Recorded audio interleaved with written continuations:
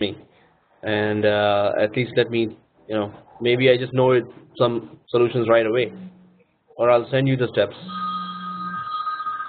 Not now. Come on, I'm in the class. Okay, so right, let's start, and I'm going to share the video now. Share the and today's topic is a bit easy. Depends. So, hey, my screen is already shared, right? What am I sharing here? Is everyone able to see my screen? Yes. Yo. Okay, thank you. So, let us start. And first of all, people being shy. It's not about being shy. Maybe you don't have time. Maybe you're, doing multitasking, and you're not sending those screenshots to me. So please send me the error screenshots whenever you're stuck. Involve me. Let me know, and have your team viewer ready whenever we have the time, both at the time. And please don't be shy. Okay, let's go ahead and make sure your machines are showing, your clients are showing on your SCCM as yes. For those who didn't, who still did not send me the screenshot for that, and those who are still struggling with SCCM installation, please, this is the fifth class, and now you need to really involve me and just get your team viewer ready and tell me where you are. So we could just go ahead, right? Try not to do it yourself again and again. Try to involve me now so I could just, simply and quickly do that. Okay, so today we are trying to, we will be trying to capture an image and deploy it over an empty machine. But it's totally different how we capture a machine and deploy it, how we capture an image and deploy it on a empty machine. So we did it on WDS. Maybe you guys remembered. Yeah, of course you tried. Some of us tried a lot to deploy all those, that image in WDS, and some of us were successful in, the previous class, and some of us were not successful. Oh, you don't remember? Come on. Oh, okay, no, just kidding. So I just got a message. Oh, I don't remember. So WDS was Windows Deployment Services, a free solution from Microsoft Windows. So it was in 2008 and 2012 as well. So it was much easier to do it with WDS. What we're about to do today, it's all about automation. So in order to get all those blocks in the place, uh, there has to be many processes that we need to go through, and it's going to be too many things to do. So you're gonna be like, whoa, okay, oh, okay, another one, another wizard. So there will be so many wizards. What we are trying to do is to automate or configure a zero-touch deployment of Windows 7 machine. We already have free download. Okay. Yeah. Also, I'm gonna go through these. WDS is a. So there's a question. What is the meaning of WDS free download? WDS is already available in Windows 2012. It's a built-in feature. So WDS can be freely installed. Yeah, it's built in. So it can be freely installed. It's a free stuff by 2012. But free download, yeah, it's not a separate software. So OS installation, operating system deployment, or OSD, with configuration manager comes with System Standard 2012. So WDS is the feature which will be used by System Center 2012. We're going to enable a feature within SCCM, and it's going to automatically install the WDS in the background. But main thing about operating system deployment, it's going to use WDS just like it used WSUS for software updates. It's going to use WDS work some of the WDS features uh, to deploy that image of a Windows 7 or any other image. So it comes with WDS comes with System 2012 as well. Like it collaborates with that. So WDS collaborates with System 2012, works for almost all servers and client versions. Wherever WDS, whatever WDS can deploy, System Center can deploy too. Configuration manager features. So these were the WDS workings.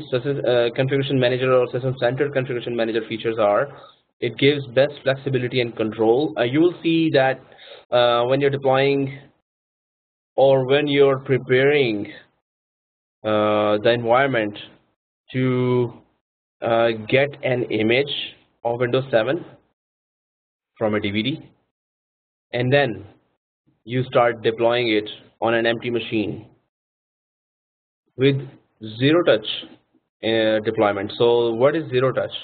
Like when Windows 7 or Windows 8 is being deployed, it's going to be you don't have to answer any question, you don't have to visit the machine, and it should be done. It should be already, it will just deploy itself. If you have 10,000 machines, you don't have to go there, it's going to deploy. CM features, apps and OS deployment, security update management, meter software usage. So we just we know now that how to install applications. We're going to do the OS today. It's going to be a little complicated than before, but the main thing is that we're going to know what are the portions, what are the areas to go, and what are the precautions we have to take. Meter software usage means that your software usage will be logged. SCCM will give a report of how much the software has been deployed, what are the versions of software that are being used, and this is called meter software usage. So all the reports about all the software deployed across the whole environment. So companies normally have hundreds and hundreds of software, right? All types of software. So SCCM gives a central report for that. Remotely controlled client, these are basic configuration manager features. So OSD goals and terminology. What are the operating system deployment goals, right? So business case scenario, we need to deploy a server client operating system through System Center Configuration Manager, and the company is refreshing the complete hardware. Okay, so this is a scenario: 300 workstations, desktop and laptops, 25 servers, 3 sites: Toronto, Brampton, New York. Well, this could be the business case scenario that companies upgrading or refreshing complete hardware means. You could you just had newer machines, high-end software servers, and you are deploying or upgrading operating system. Right now, today we're going to be doing the basic deployment. Then we're going to be touching the more complicated topic of migrations. This is a scenario that okay, the company is trying to deploy, and the deployment goals are deploy Windows 7 to desktops, deploy Windows 8 to laptops, Dell, HP, Lenovo. So we are seeing different types of hardware here. This means different types of drivers. This means a central repository of drivers. Normally, in every company, there is a central folder on a file server that has drivers for different company products, hardware products. So SCCM makes use of that folder as well to deploy drivers separately if during the deployment. So we're gonna go one by one how it does that. But we can go with the list now. Deploy Windows Server 2008 to 10 servers, deploy Windows 2012 to 15 servers. We are just going with the deployment goals of company, and all the deployments must be zero touch. So you don't have to visit the client to do anything. Everything must be perfectly deployed, but easier said than done. To create that environment is not that easy, but once you go through those steps, once you repeat those steps, you will be much familiar with all the options that we need to create and upload, because later even more complicated labs come, or we repeat some of the complicated labs again. You will see that it's not that easy, but you will get familiar with everything, and the practice is the main thing. So we remember the environment of SCCM, that there is a management point which is very crucial, and the distribution point, which is also very crucial. Management point is clients uses this server for downloading the policies of SCCM, the different settings that we have done, the different changes we have done in SCCM.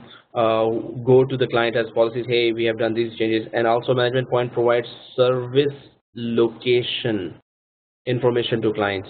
So clients from London, if they are trying to connect to SCCM or server of Toronto, so the management point should be saying, hey, you are London clients, so there's a SCCM server in London as well. You should be connecting there, and then requesting applications or operating systems or full image. And so management point gives the service location, as well as all the changes made in SCCM are reflected or sent to the client through management point.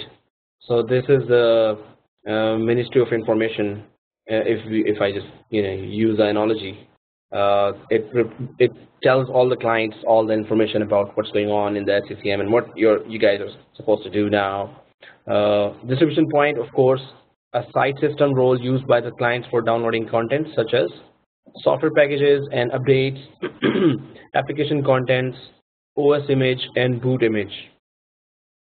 So really, guys, so I'm gonna be please do involve me, and I really need to know everyone's status on which lab is difficult and has not been completed for whom, for who. So I should be sending, last time I also was saying I will be asking, so I thought that someone will send me any email for, hey, I'm stuck here, and this is the problem why I'm stuck here.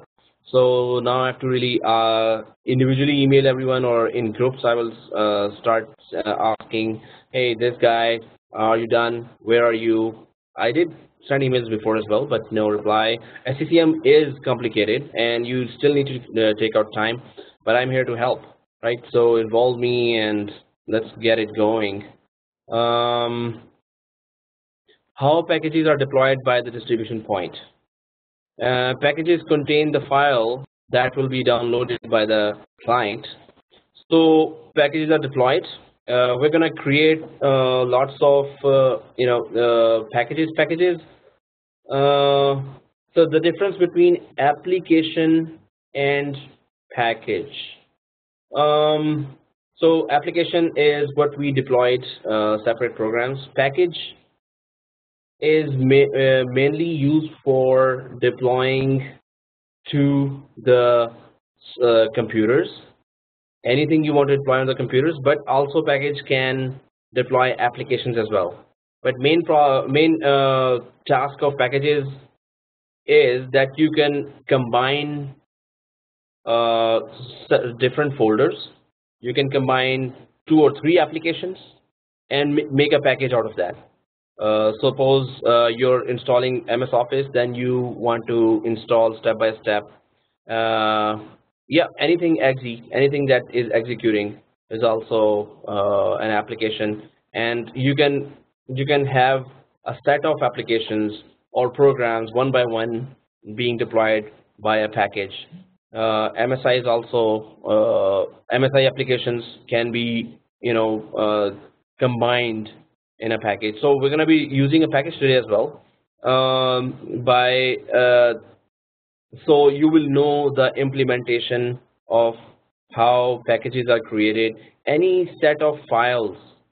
So application is already a program created by a vendor, but package could be any set of files. So exe file, it needs some DLL files as well, and it's not a proper application as the vendor enables or releases, but still we can create a package out of that and make it work in our environment. So we're going to see some examples here of how we can deploy that. So how packages are deployed by the distribution point. Packages contain the file that will be downloaded by the client. Often application files taken from the original source media. Each package contains one or more programs. A program is the actual command that will be executing on the client after package is downloaded. So package just collects a number of applications or programs, and you can, in an organized way, you can deploy them on target collections. Some source media contains package definition files that can be used to create packages and programs with less intervention and efforts. So when we create a package, however the application was deploying separately, it's going to be deployed through package in an organized manner to large number of collections or machines. Packages are placed on the distribution point. Everything we know very good in SCCM, anything and everything that needs to be deployed has to be placed on distribution point so that it could be deployed to the target collections. So anything that reaches the computers, our client computers, is being deployed from distribution point. But distribution point has to know what to deploy. So today we're going to be doing that exercise of configuring one thing and then telling distribution point, hey, I have created this set of either an Windows 7 image, or I've created or I've configured something, or I've changed something within SCCM, and I'm letting you know, Mr. Distribution Point, that I've made that change. And whenever I tell you to deploy this to the client, so keep in mind that this is the change that you're supposed to send to the client. So distribution point needs to know, and we need to tell any change we make to the distribution point. And whatever changes we're going to be making today, we're going to be again and again telling distribution point, hey, Mr. I made this change, I created this package, I created this Windows 7 package, I uploaded it there. So whatever I'm doing, I am telling you, Mr. Distribution Point. So yes, we're going to be visiting this. We're going to be clicking that button of tell distribution point this, tell distribution point that a lot. So what have we covered so far? Okay, there's some of the things are on the blue area. We got AD and SCCM servers ready. Installed System Center 2012 Configuration Manager as a standalone primary site till now, but it's I really need to contact those guys who are still struggling with the basic installation of SCCM. It's not easy. Definitely, it's not easy. So I'm saying again and again, please let me know which stage you are so I could help you. Okay, configure the server further by enabling discovery methods and creating boundaries and boundary groups. Configured client settings, added roles, and distributed the configuration manager client to our computers within the lab. That was also a tough part, to send the clients to the configuration manager. Created user collection and device collection. Then we created collections and created and deployed applications, not packages yet, but we're going to do that. But we deployed the applications till now. Then we also deployed software updates as well. So we're going to go ahead with now to deploy operating system by adding Windows 7 x64. And we will use the build and capture process to capture a Vim image. So these are some of the major steps that we're going to do today. We need to install, we need to create a zero-touch deployment or installation of Windows 7. So first of all, we need to create a deployment of Windows 7, like we need to install Windows 7 over the network. Second thing is it should be zero touch, right? So today is like a day, so preparation of that Windows 7 package that we're going to deploy or to our empty machines, and then we will be deploying it, and that's a separate set of steps that we're going to do. Also, we can have, some kind of what I want to say was that we can ask everyone, hey, which lab you want to repeat, so we can put a day just to repeat that particular lab. I can repeat any lab because it's not very easy, SCCM. So let me know by emailing to the group that, hey, we all want to repeat this lab, so we can repeat that, right? I'll repeat that.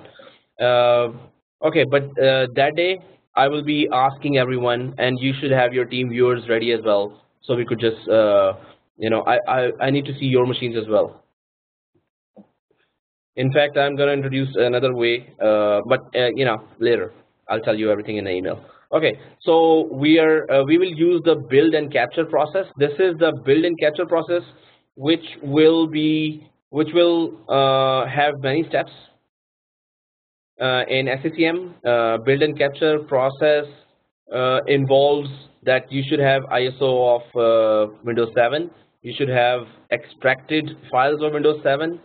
Then we will be configuring boot images. So I will be reminding you about all the concepts of WDS again, what is install image, what is boot image, and why we are using here. So in SCCM, this whole process of creating Windows 7 zero-touch deployment is through build and capture process to capture a Vim image. And Vim image is the image which has all the information of deployment of any operating system, right?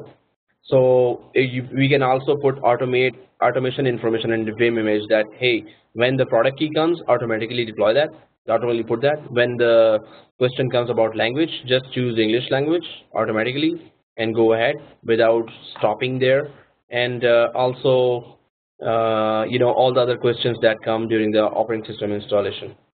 So Windows imaging, Vim file can be later deployed to targeted computers using network boot.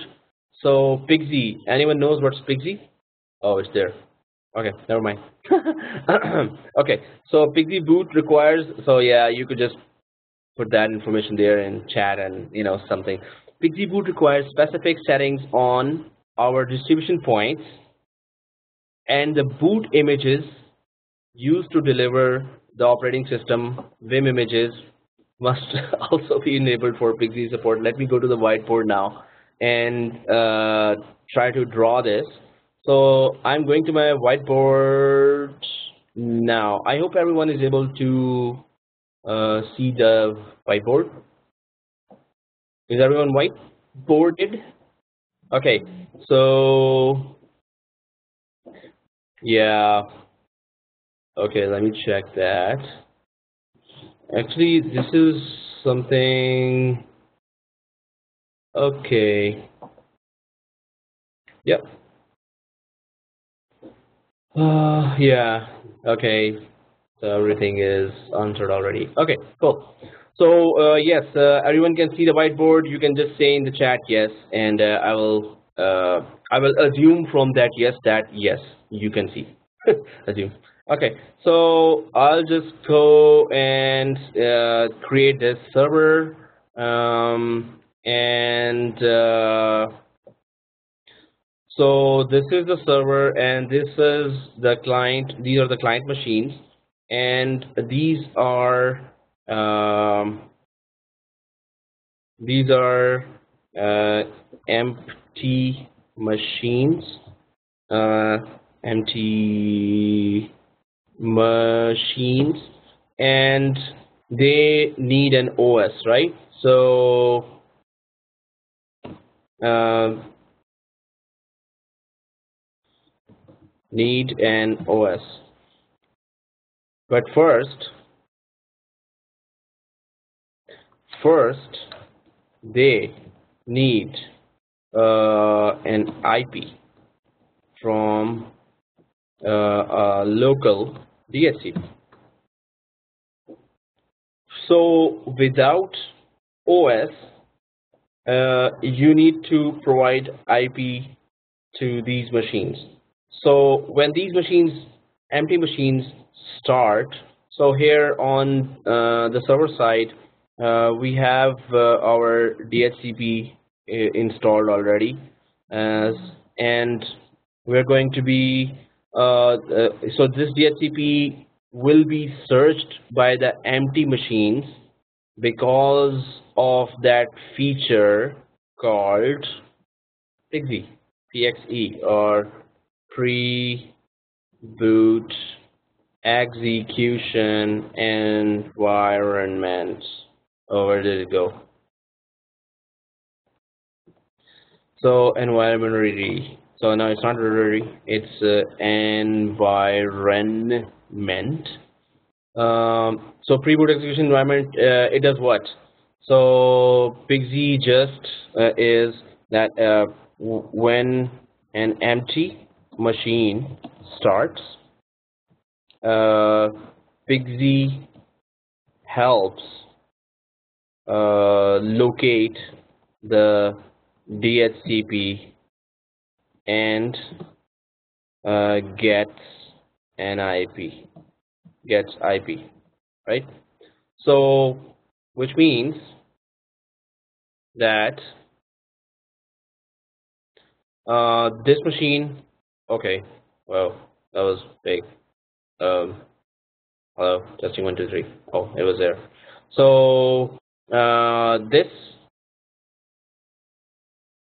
this machine will be looking for a DHCP, and then it will find a DHCP and ask for an IP because of PXE. If PXE is not there, the machine will start. Since PXE is not there, then machine will be okay. There's a question there. So let me just finish this. So if the PXE is not there, the machine will start and just stay there doing nothing. If PXE is there, then the machine will start and look for a DHCP, and DHCP will be providing an IP to this machine, right? So without PXE, an empty machine cannot get an IP address, and with PXE, so where is PXE inside a machine? So PXE is present inside the network card chipset. So every machine has a network card, right? So PXE helps get an IP address for an empty machine from a local DHCP server, right? Okay, the question. If we are going to deploy 350 OS application to users, how to go with the license for this OS applications, example MS Office or Windows 8. So license information can be already put inside the SCCM separately. When the machines are deployed, then the keys can be, so if I draw here, for example, the machines need a key, product key. So there is a feature called KMS, or key management system, that would provide product keys to all the empty machines, all the machines that have just got the operating system and are have joined to the domain automatically and are connecting to your server, to your Active Directory server. As soon as they connect, Active Directory finds that, oh, they don't have the key, so the KMS then provides the key to those machines, right? So the license information, the product key is provided by the KMS server, which is separately deployed and available in medium to large environments. So that's how it's done. Welcome. Okay, so yeah. Amir, Pixie option is enabled by default. In every network card, Pixie option is always enabled by default. Okay. Thanks. Okay. So yeah, this is Pixie, and we need to. So this is one of the components that we need to understand that, okay, clients are ready. When they get the IP, they are ready to receive the application or the image of Windows 7, right?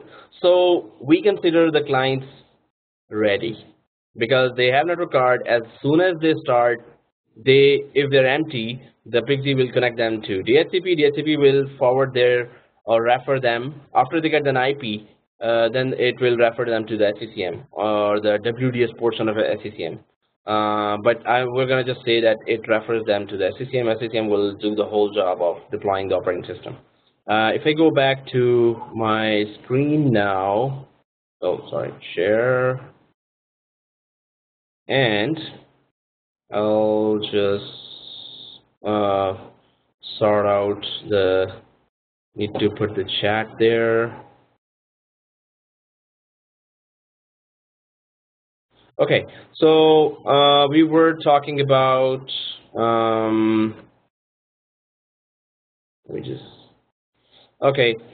so Pixie boot requires specific settings on our distribution points.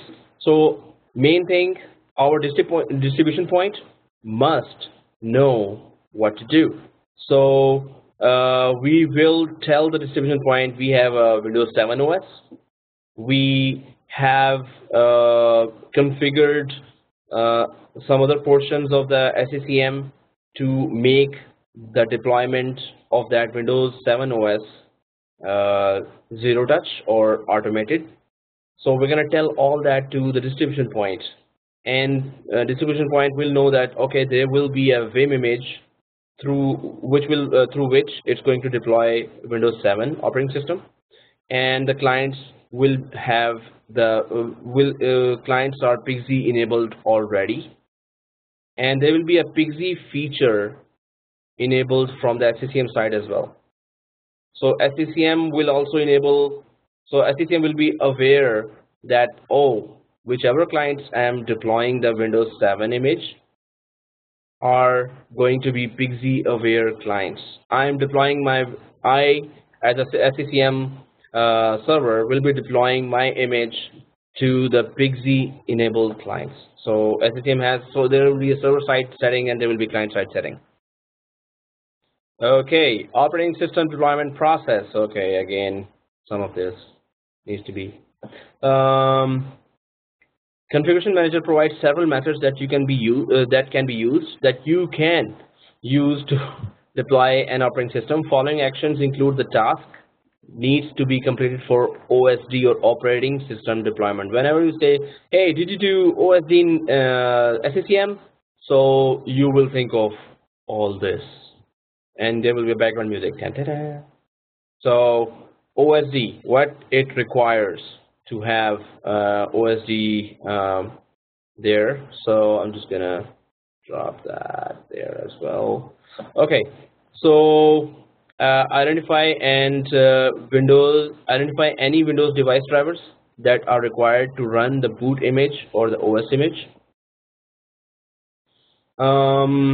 Device drivers have to be identified first. So we are deploying, suppose, a Windows 7 on Dell hardware, Dell desktops, and Lenovo laptops. So the drivers for Lenovo and drivers for Dell desktops for their display card, for their network card, for any for storage, or for any other hardware that the drivers need to be installed. So there is a separate drivers folder in the OSD deployment. It's a separate. It says that okay, there's a drivers folder. Try to start the wizard of importing the drivers for separate hardware that are involved in our network for OSD deployment. So we need to tell SCCM, hey, these are the drivers if there is a need for that. In big environments, yes, there is always a need for importing those drivers there. Identify the boot image that you want to use to start the destination computer. Configuration Manager provides two default boot images. So boot image, we use boot image to start the destination computer, right? So if there is no boot image, the operating system cannot start. Boot images are two types of boot images are there. There's x86 and there's a x64. So 32-bit operating system support is still there for boot image. So you want to deploy and start a 32-bit operating system, or deploy and start a 64-bit operating system. So the boot images for both types are available there, and we're going to make some changes there as well. So capture image of the operating system that you want to deploy by using a task sequence. That's a new terminology here, task sequence. When we go to the SCCM and see the task sequence, it will be 6 or 7 different things that we need to do. So one of the task sequence will be, hey, import all the drivers. The next task would be, hey, configure the boot images. Do you want to deploy 64-bit or 32-bit? So it will be part of the task sequence. And then do you want to capture it? Do you want to deploy it? Do you want to distribute the boot image, operating system image, and any related content? So task sequence is a number of tasks that need to be performed sequentially. So hence the name task sequence.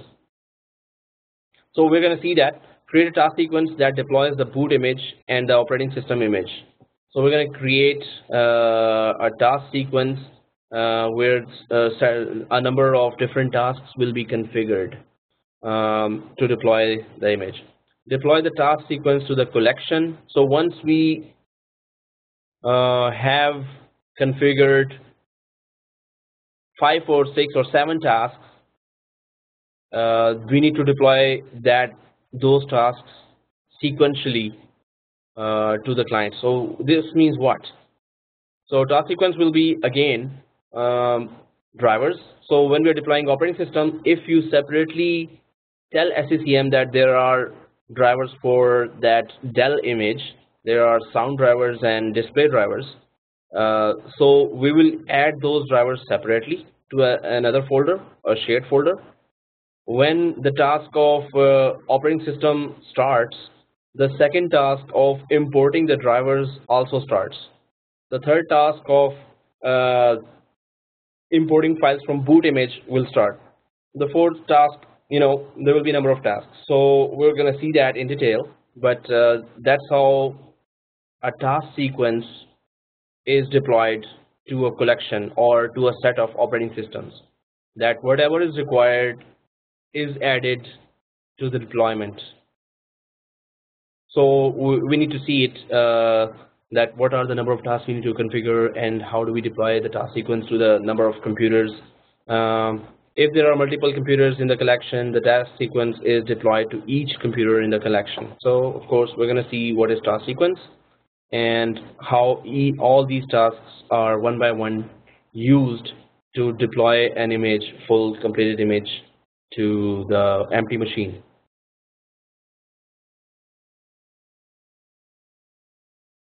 Methods used to deploy OS.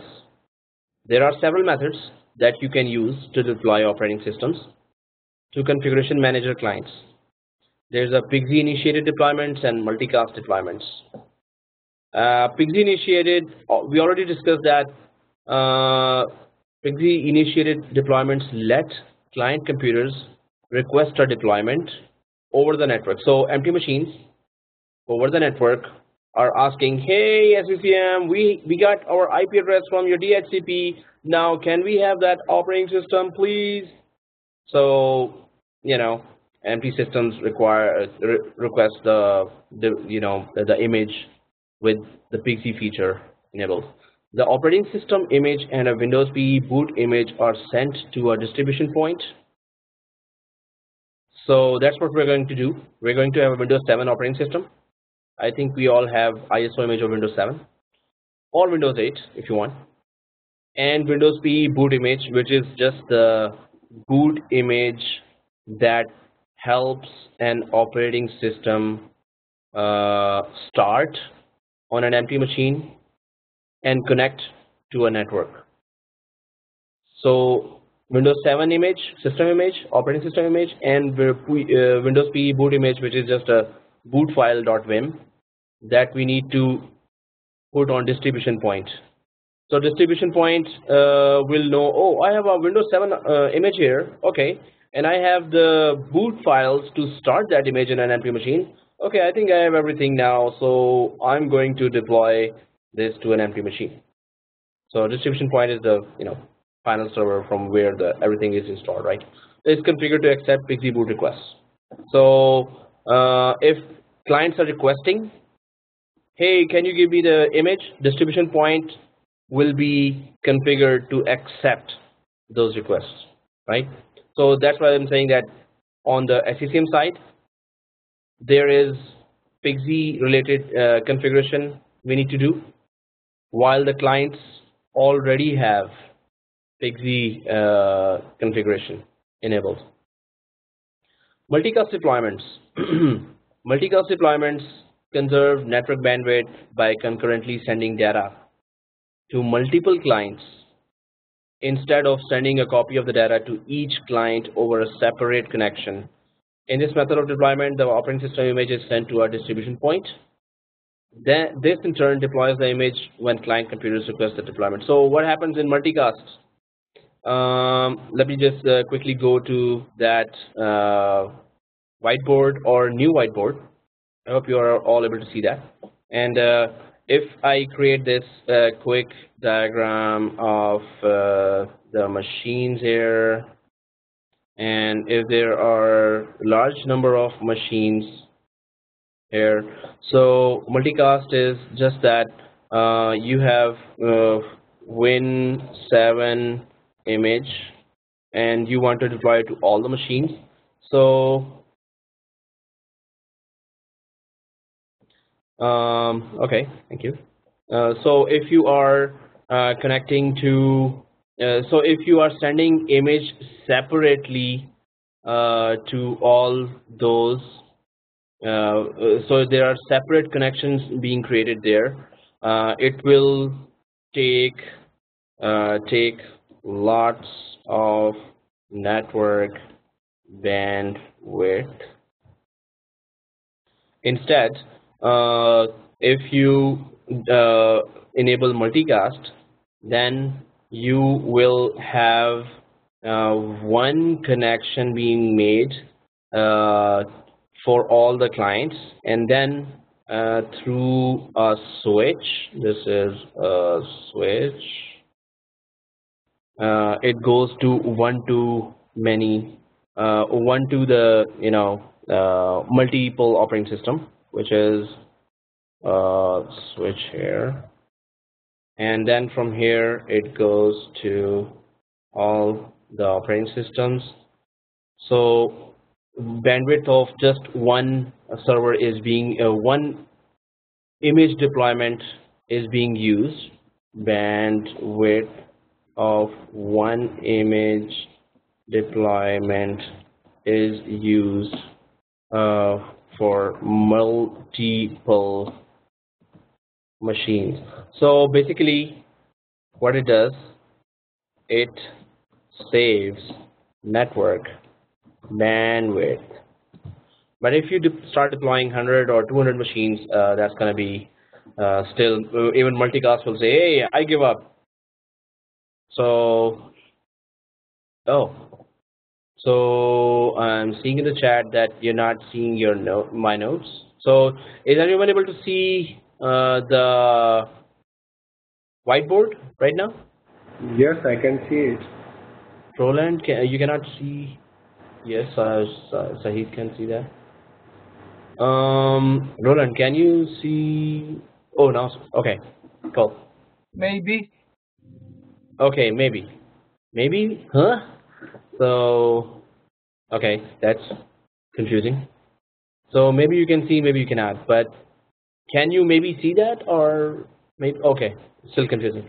So let's go ahead and go to the screen one and go ahead with the lab as well, because it's going to be a little longer lab. Bootable media deployments and standalone media deployments. So used to deploy the operating system when the boot destination computer starts. It retrieves the task sequence.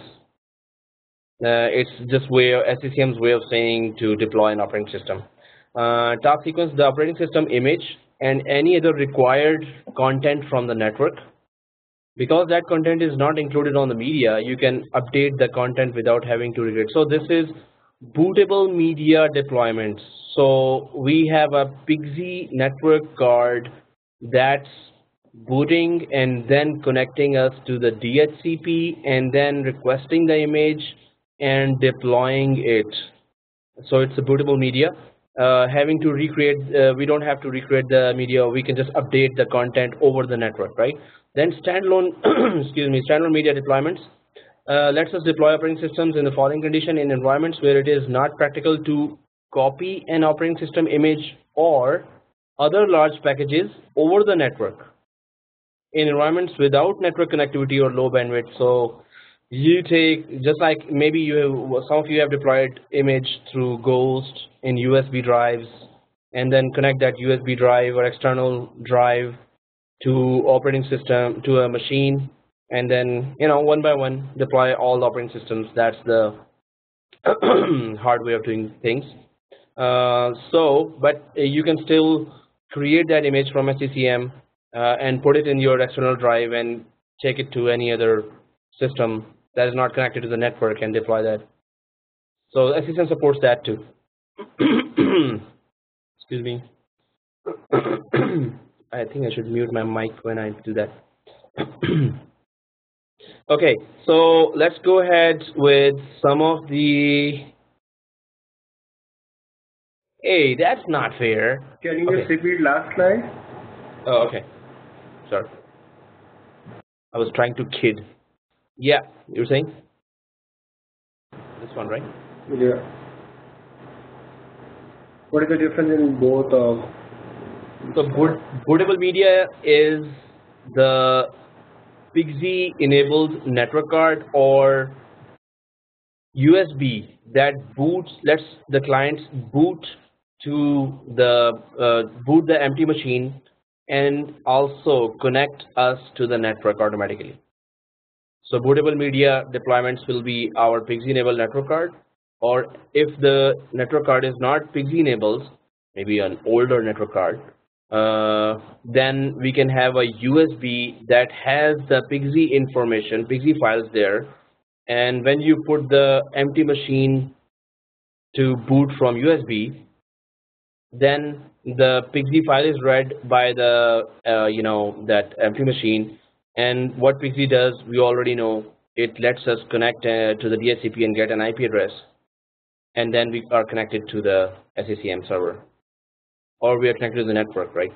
So bootable media is any media that lets the empty machine boot to the network, and standalone is external drives that we can take an image on and connect to that, to any of the one or two empty machines, and just deploy the image manually. Is it okay? We can go. Oh. Okay. Any question? No. All right. So capturing and deploying an operating system image, there are three basic actions that we have to take when we want to use Configuration Manager to deploy an operating system. So there are three ways.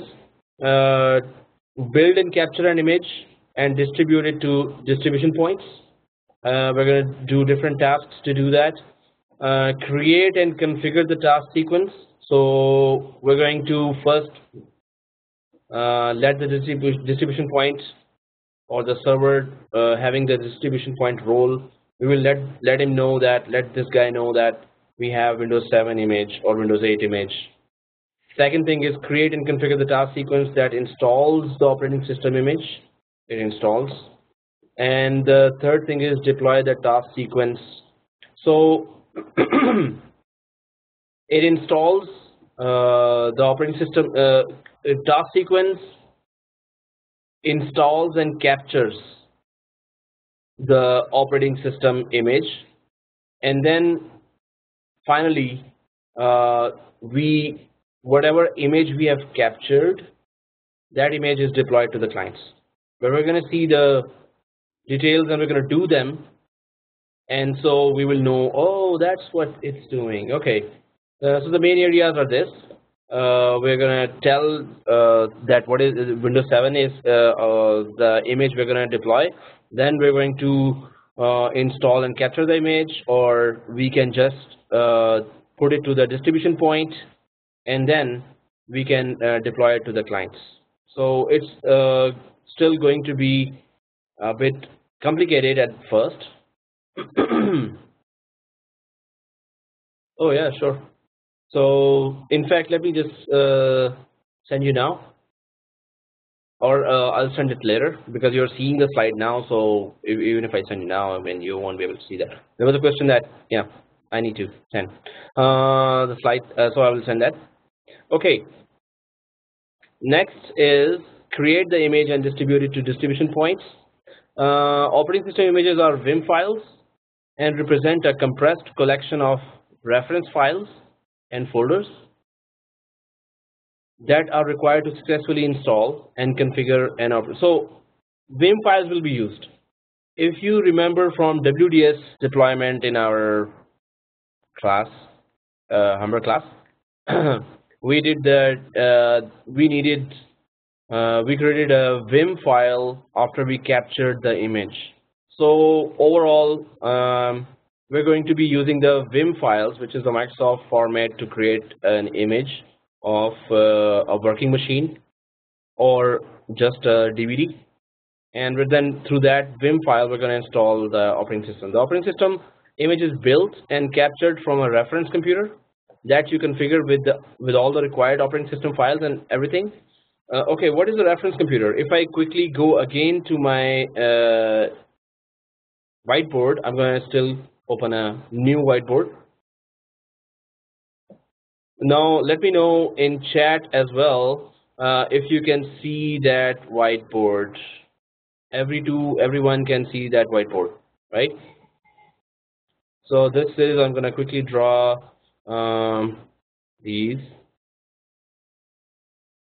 So suppose there are three, this is our DC, DNS, DHCP, WDS, and SCCM, and SQL. Okay, that's crazy.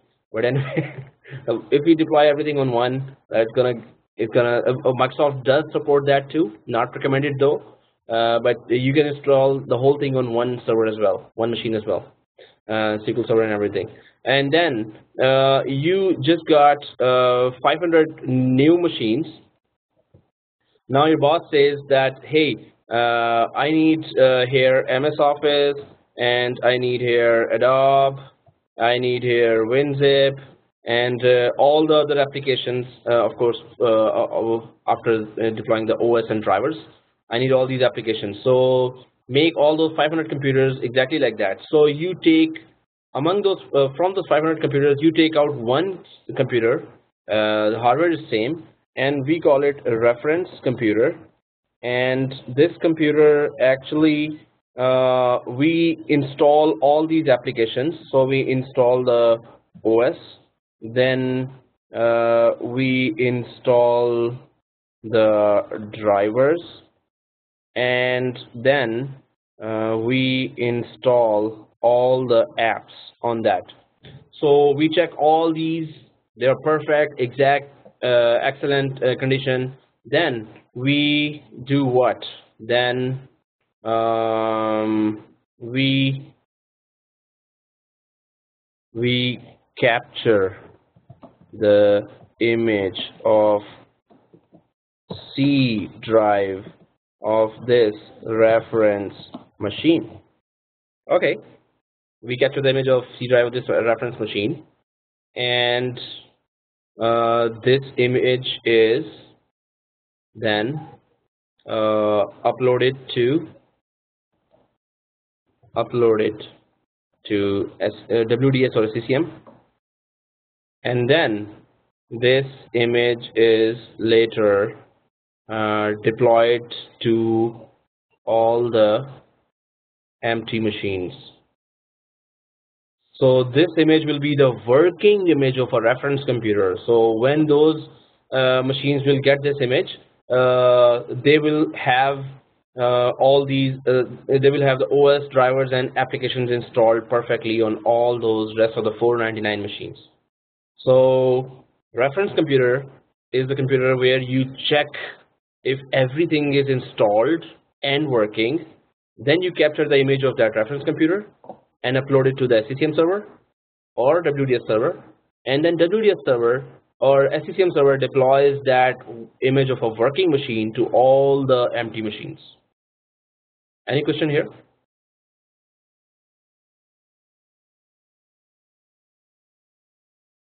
Okay, 3, 2, 1. Timeout. So yeah, this means, yeah, exactly. So there's a chat that is kind of a test machine. Exactly, it's the test machine. We call it reference computer. We can refer it to a reference computer as a test machine as well. refer computer as a test machine. Cool. Okay. So this is clear, right? Yeah. Do you think the test machine is a good name for this machine because it's not going to be a testing machine? It would be like a production machine. So this is the machine that we can terminology. Microsoft terminology is reference computer, but we can just say sample machine. We can say test machine, because we're calling it reference machine because all the setting of the application drivers and OS setting and configuration of this machine is being referred to all the empty machines. But Microsoft terminology, it is called reference computer. We can call it as a sample machine. But in production environment, we need to be very careful in, like, while we are playing with this machine. We only this machine is not in production environment right now. This machine is, because we need to grab the image from that, so it cannot be in a production environment yet. Once the image is grabbed, this machine has to be reconfigured. I mean, when we are working somewhere professionally, like, we cannot play around with this machine. We need to have only those applications which we want to deploy on the other empty machine. So we cannot install unnecessary things on this machine. Yeah. So you're right in that case that yes, it cannot be called as test machine. By test machine, we get the impression of, oh, we can just play with it and we can just, even if something gets misconfigured, it's okay. It's just a test machine. So yes, it's not a test machine. It's a sample machine. We can say this machine the image of this machine will be deployed to 400 more machines. So definitely this should be the perfect installed machine. Everything should be perfect working on that if we are going to be depending on the image of this machine. So yes, it is a sample machine, or Microsoft just gives it a name as a reference computer. All the empty machines refer to this for their configuration and setting. So this is how Microsoft calls it. But yeah, it's a bit confusing, but this is how it is. That the sample machine is called a reference computer. So reference computer, wherever you see now onwards, is this machine whose image has been deployed to all the other empty machines, right? So this has to be a very perfect machine. Okay. So none of the misconfiguration should be there at all. Okay, going back now to my screen and getting those chat and participant windows there. Okay, so let's go to, so you can build the reference computer manually or use a task sequence to automate some or all of the build steps. Even this sample machine we can build from task sequence or automatically, but the best way, because we're going to heavily depend on this for our image and to be deployed on all the other machines, this machine has to be perfect, so we should go manually to create this reference computer or sample computer, right? Because it has to be perfect. Okay, create and configure the appropriate deployment task sequence. After we have created the reference computer and captured an operating system image, which I showed in the diagram from that computer, we can use a task sequence to configure how to deploy that image to our destination computer. So in task sequence, we're going to be putting different tasks that, oh, do we need a driver, or do we need to configure this, do we need to configure that, and we can just then deploy that task sequence. After you create your task sequences, we can deploy the task sequence to the collections or the number of computers that contain the destination computers, right?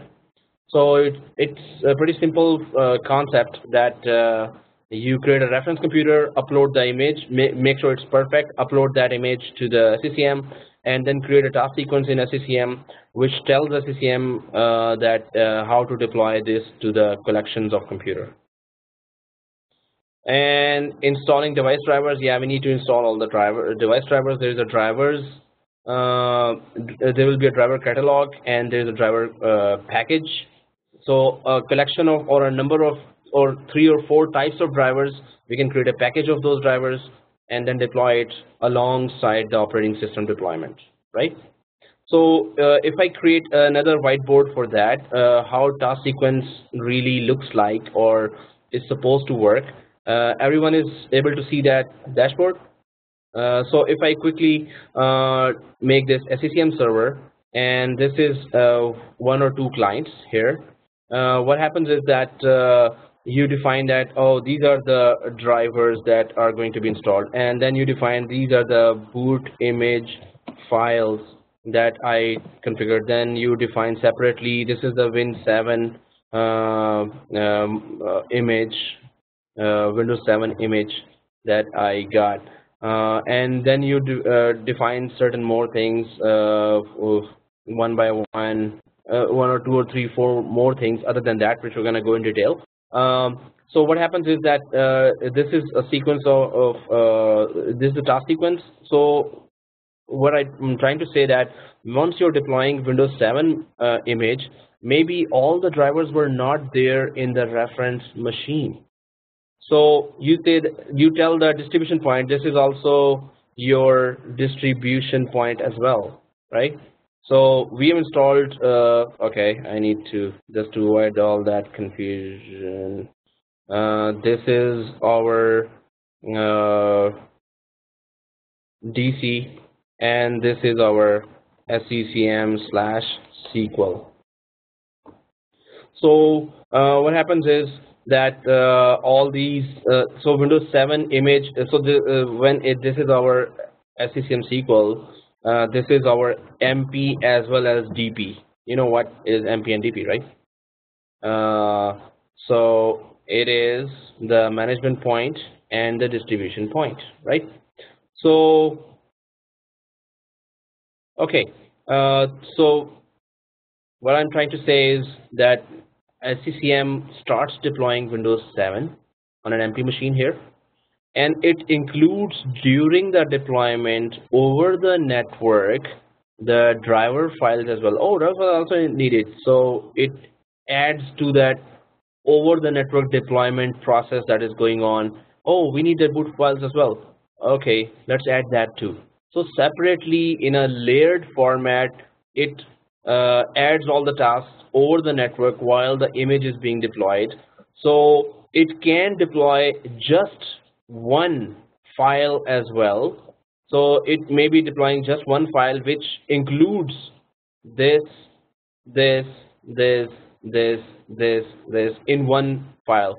But SCCM does that in a layered approach as well, or it's recommended to go with the task sequence or the layered approach, where later you can also do lots of updates. So suppose the image is already deployed on this machine.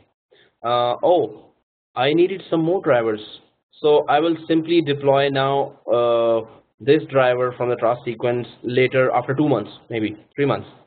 Oh, I wanted to make the change on some of these things later, so separately you can just send that one change and it will accept that change. Operating system deployed here will accept that change separately. So SCCM kinds of deploys through task sequence all the things that you define drivers separately, you define boot image file separately, Windows 7 image separately, and then you connect the whole task sequence to a collection of computers, and SCCM just starts deploying and it knows what to deploy where and when. Oh, I need a driver now, half of the operating system is installed or 95% of the operating system is installed. Oh, I need the drivers. Okay, let me just put the drivers which were defined in the task sequence. So this is the layered approach of SCCM, where it deploys all those things one by one. So later also we can, change or update any of those things separately as well to the operating systems, to these machines. Okay. So I can go back to the slide and start some of the rough work here. I'll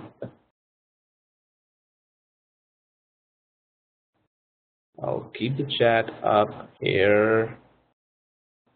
Okay, so we can install device drivers. So yeah, we can install the drivers if we define the drivers and driver packages. I can go ahead. Installing additional packages with the operating system. When we deploy an operating system, you can also install applications. So as I was saying, that layered approach, drivers, you define that. You can also define applications during this operating system deployment. Hey, I did not install that application, or that application was not approved when we had the reference computer ready and we took the image of the reference computer. There was already MS Office, there was already Adobe Acrobat, there was already WinZip, but by that time it was WinRAR application was not approved, or any other application, the AutoCAD application was not approved. Then later higher management decide, no, all those 500 computers deploy AutoCAD as well. So you can separately create that application in that application area, AutoCAD, and then you can set that application in the task sequence that, hey, that application is not in the original image, but please deploy that application as well. Also, you can define software updates and any other package of any other application that separately you can define as well, that hey, image is being deployed, but can you deploy also software updates after you have deployed the images, and it's all zero touch. So that's amazing that in different layers you keep adding stuff to the basic image, and that all these get installed. We will try to do the basic thing first, because if we are able to manage to do the basic thing, we can do all the complicated stuff as well. Later we can try to add an application while we are deploying image of the operating system as well. So this is very cool feature of SCCM, that it lets us approach it in a layered way. So applications can be deployed, deployment tools, any other types of tools, WDS features, or there's a so I will tell you some of the deployment tools there in the next coming slides, or actually it's in the next class. Install package, any types of packages, or install software updates, the Windows updates you download. It's going to take like a long time, then a longer time when you are deploying the actual image, and then you say, hey, also install the latest updates as well. So you can manage it separately, or you can manage it during the deployment of the actual image as well. Even if you add any application, there could be some, during the installation. So image is being deployed, image has been successfully deployed. At once the SCCM starts AutoCAD is to be deployed now, and it might give some error. So if you're deploying it on 500 machines and 70 or 80 machines get an error of, oh, we cannot deploy the AutoCAD, so that's going to be like a bit difficult. So yeah, we can include everything. We just need to be very sure, and we must have tested it in the test environment, dev environment, that applications were deployed successfully and there were no errors coming there. Then you can go for the production environment. But we can do that. This we know now. The following slides include the configuring and deploying the OS. Da-da-da. Okay, everyone, let's get ready for this configuration of OSD, or operating system deployment. Nobody needs a break now, right? We can go ahead. Oh, okay, let's rock. Yeah. Oh, okay, sorry. Maybe. God, man. This maybe is like, I'm like, okay. So maybe.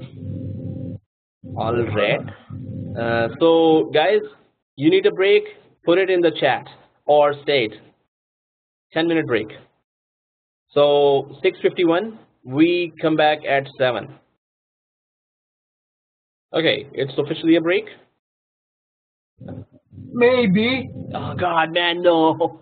Okay, so you're filling the gap for Hamdan. So you got that right, Roland. Yeah. So yes, this is that password that if you remember the WDS deployment, we were putting the password approval. We were putting the approval there, and we had to approve that WDS. So if you need to run SCCM task sequence, yes, this is the way. This is that password. Oh. Okay, since recording was paused since the break.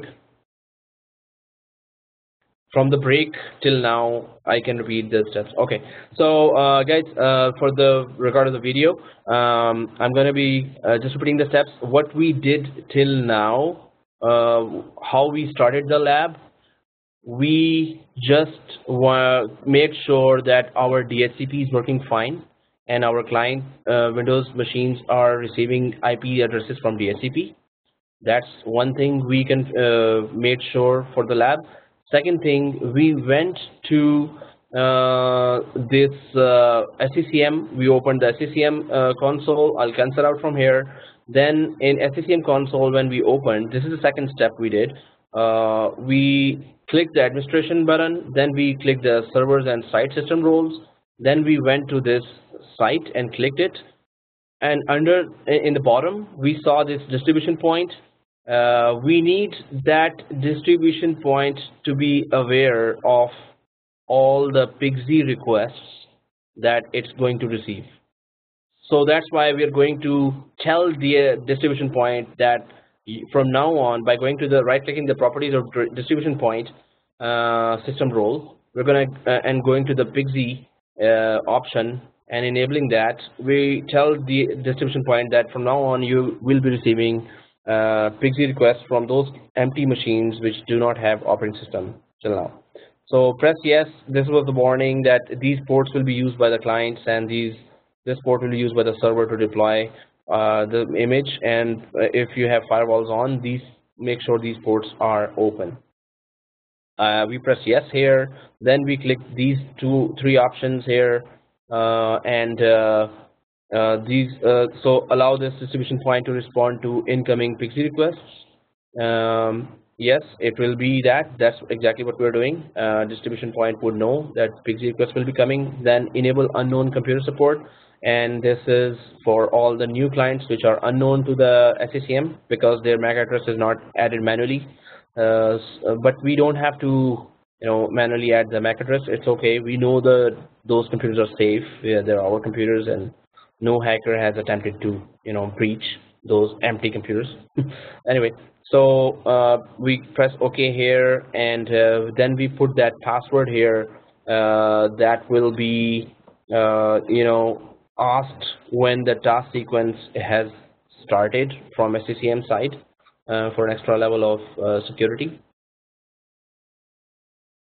So require password when computers use PIXI. Okay, then user device affinity, we were talking about that. The user device affinity is that we do not want to use it now. Any random machine can get an IP, get an image right now.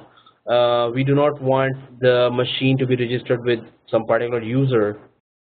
So then only we will deploy the operating system. So if SCCM knows that Amir has that new machine whose IP is this or whose MAC address is this, then only I will deploy the image. So we are not using device affinity right now.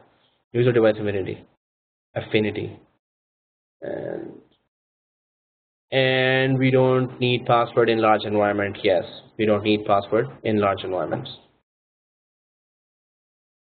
Yeah. So we don't need password in large environment because we cannot go to each client and then put the password.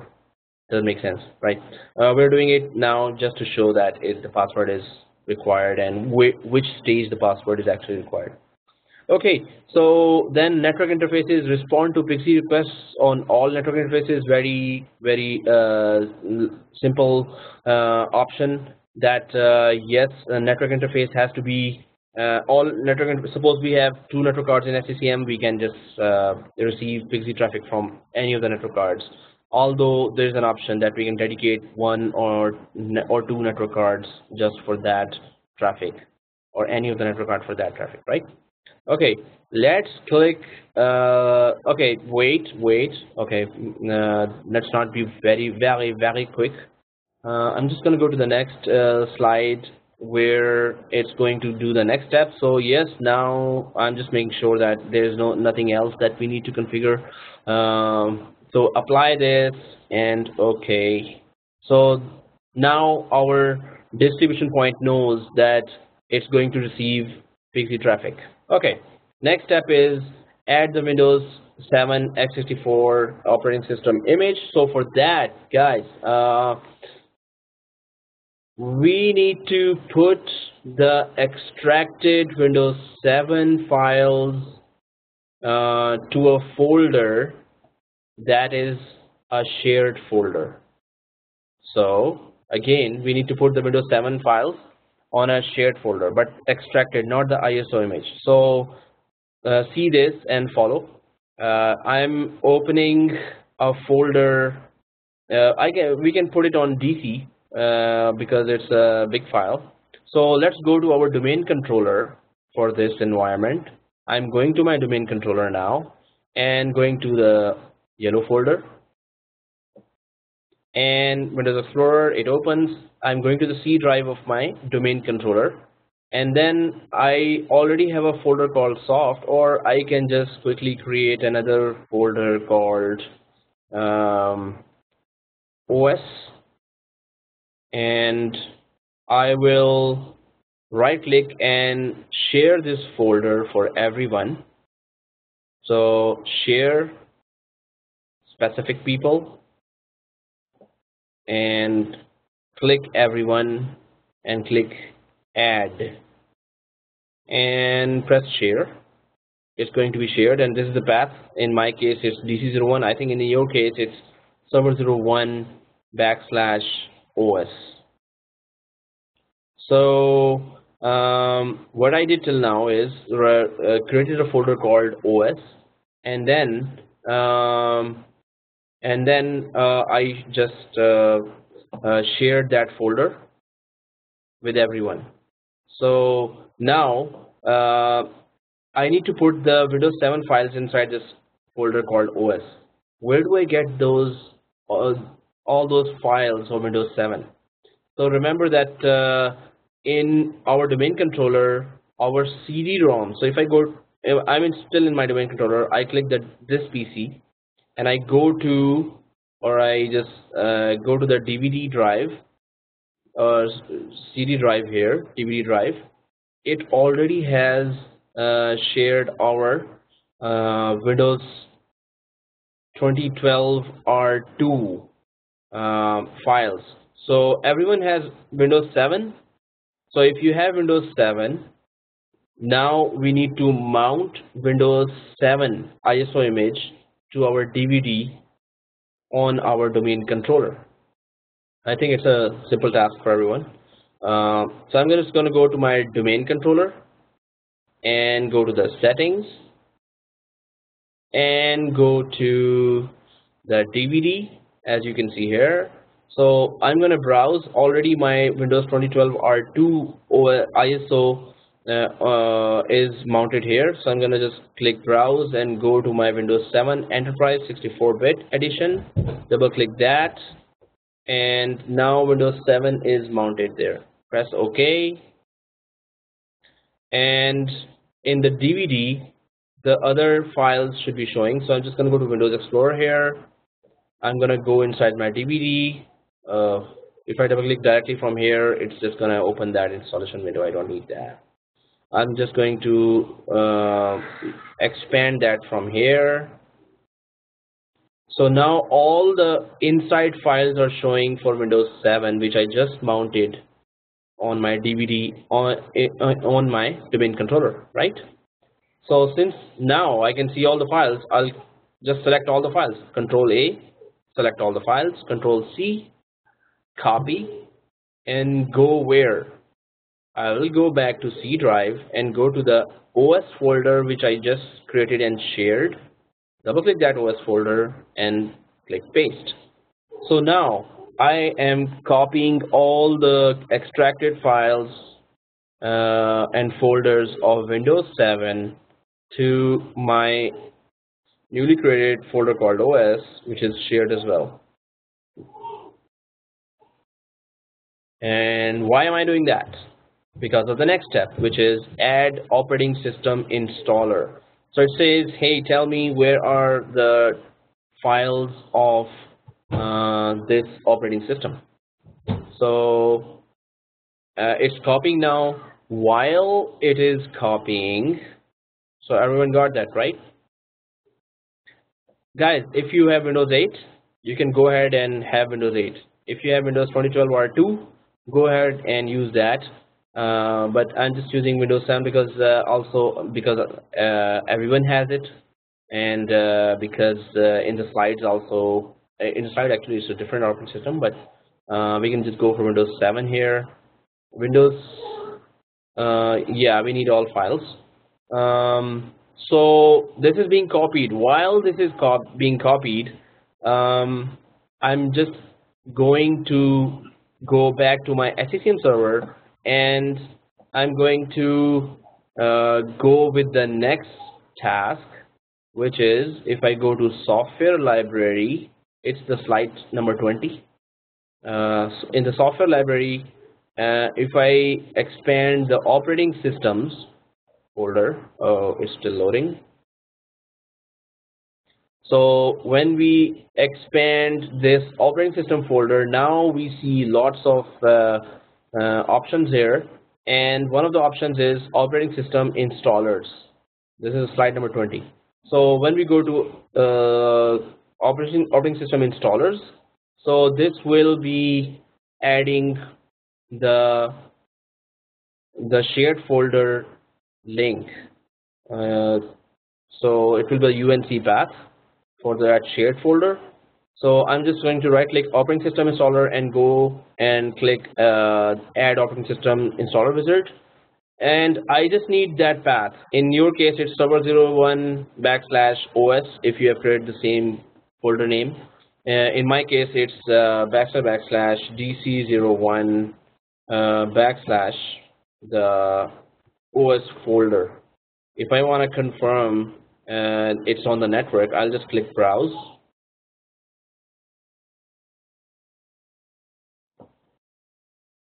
And I will just go to //dc01 //dc01 and /.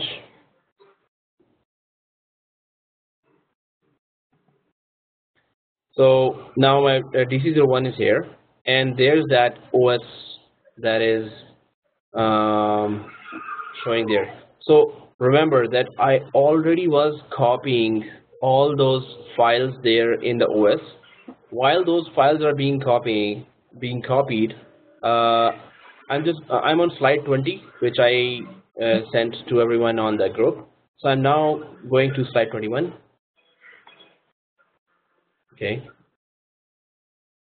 So the slide 21 is okay. That's a nice movie, and hey, that's a nice show. Who's seeing that show, huh? Okay, anyway. So okay.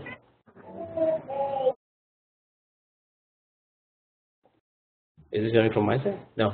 Okay. So now I'm just gonna put the path of that folder, and I'll just click select folder once that folder is there. So already all the files are there. It's being copied. If I go back to DC, yeah, everything is copied there. Okay.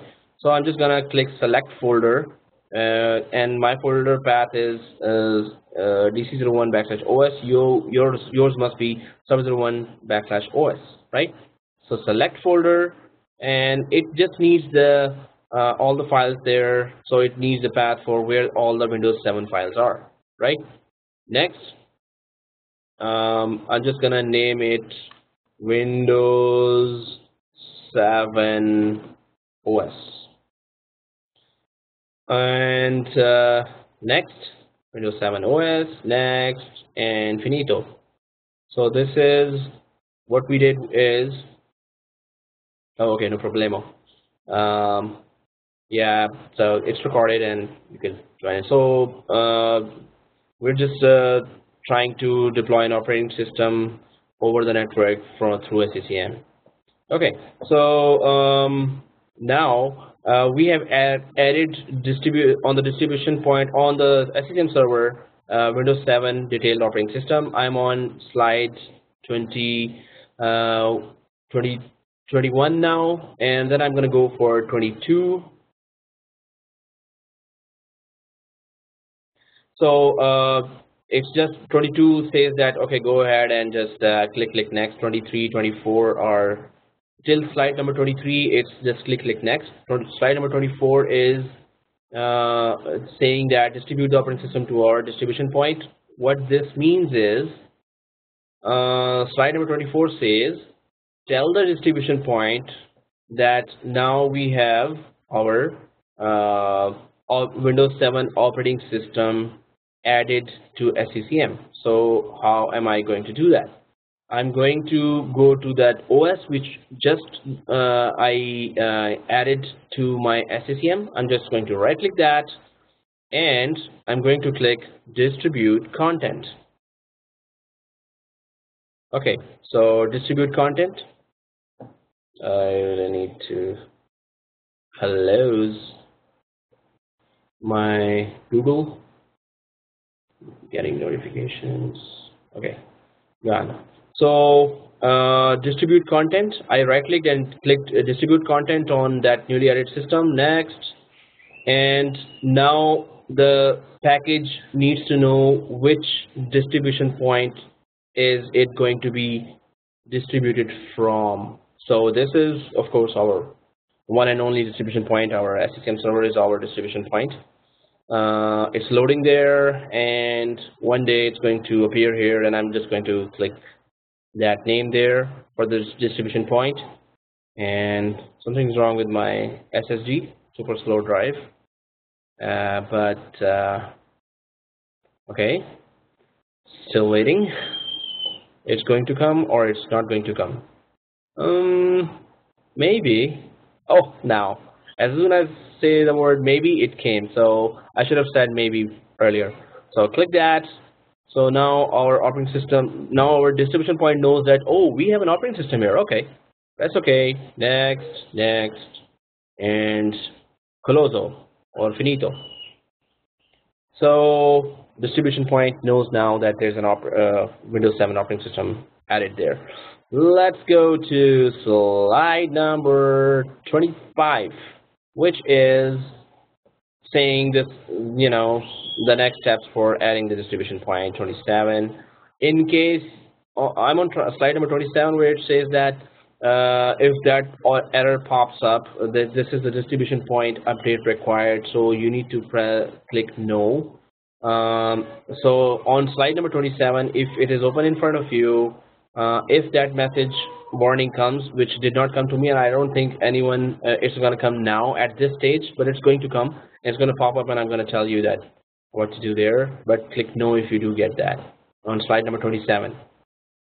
Slide number 28, which is distribute the operating system to our distribution point. Now it needs an ISO file. No, now it needs a Vim file. Sorry. For the Windows 7. If you have chosen Windows 8 or whatever Windows operating system you have there in your OS folder, then we need to add the boot.vim file of that operating system, right? So boot.vim file, this is the file that has the information of how to start or boot at an operating system on an empty machine. All right, so I'm going to go back to my operating system images here, and I'm going to right click this time the operating system images and click the add operating system image, and then go for that Vim file. Now we know the path already, right? It's on the main controller and the folder is shared and Windows 7 files are there. So I'm just going to click browse, and that same folder pops up, the shared folder of all the Windows 7 files. Vim files in any of the Windows operating systems are always present in the sources folder. So when you double click sources, and if it's just looking for Vim.vim extension, there you are, that boot.vim file for the Windows 7 operating system. So this means now SCCM has the information of Windows 7 starting files, starting that operating system, the files that are needed for that. Boot.vim will give that information to SCCM. So double click that boot.vim and it looks like this, and click next, and we can just provide name. Let me just make sure all the okay. After that, it's still the distribute content in the next slide. So previous slides, guys, let's just change the name there. Windows Server, Microsoft Windows Server boot. It says here Windows PE because there's another Vim that we may add later, and it's gonna say the same name. So just add a little thing here called Win7 boot. .vim. So I'm just gonna add that extra information called Win7 boot.vim. So we would know that it's the Windows 7 boot file. And I could just put Control C, Control V in the version, no, in the comments as well, not the version. My version is Enterprise, so I'm just gonna put ENT. So Win7 boot.vim file is this, the name, so we could know that this is the one we added. Later we can add some other boot files, so we can put the separate name for that. So Win7 boot.vim, next, and next. So all we did was we added a full Windows folder, added the path of the full Windows folder in the operating system installers. Then we added the boot.vim file, which has the information of how to start the Windows 7 on an empty machine. The boot file we added here on the operating system images. Now SCCM is getting to know slowly that first thing, we told SCCM, hey, you're going to be receiving PXE traffic. SCCM says, okay. Then we tell, hey, we are putting Windows 7 image file here, or the whole folder path is there. So SCCM says, okay. Now we are telling SCCM, you need to know the boot files as well. So we are giving the path, or we are adding the boot files as well. So SCCM says, okay, three types of information to deploy a Windows 7 to empty machines is there now. Okay, let's go for the next set of information that SCCM needs to know. Okay, so slide number 29. Inside SCCM, we did add that, right? But we still need to tell the DP or distribution point of SCCM. So again, right click this one as well and click distribute content. Whenever we click that distribute content, the distribution point gets to know the information about this boot file. So during the deployment, it will have the knowledge of all these files and folders, so it could deploy it perfectly. So click the distribute content, and it says now Windows 7 boot.vim as the name, and click next. Now again we need to tell this guy as well who's our distribution point, and server 2 is our distribution point. Press OK. Next. So now distribution point knows that I have a Windows path of the Windows 7, and distribution point knows that I have that, and distribution point knows that there is a fire brigade passing by my building, but it's not supposed to know that. Anyway, so and then the distribution point knows that there's a boot file to start the, and the fire brigade is still there. Okay. Anyway, so I think you are listening to it loud, right? Because it's just really loud. Anyway, okay, so Windows 7 boot.vim, and then let's go for the next steps. Slide number 30 says what? Customize boot images and distribute the boot images. Mucho importante here. So boot images, let's go to that area. I'm on slide 30. Boot images is this, so I'm going to this boot images. There's a boot image x64, and then there's a boot image x86. So these are already added boot files for any Windows operating system that needs to be started on an empty machine. So SCCM already has two major categories of boot images for all types of Windows operating systems. So x64, 64-bit, and x86, the 32-bit environment. So now we are required to basically make a little slight change on this, and let's see what changes we need on both of them. So I'm going to right click the boot image x64 and go to properties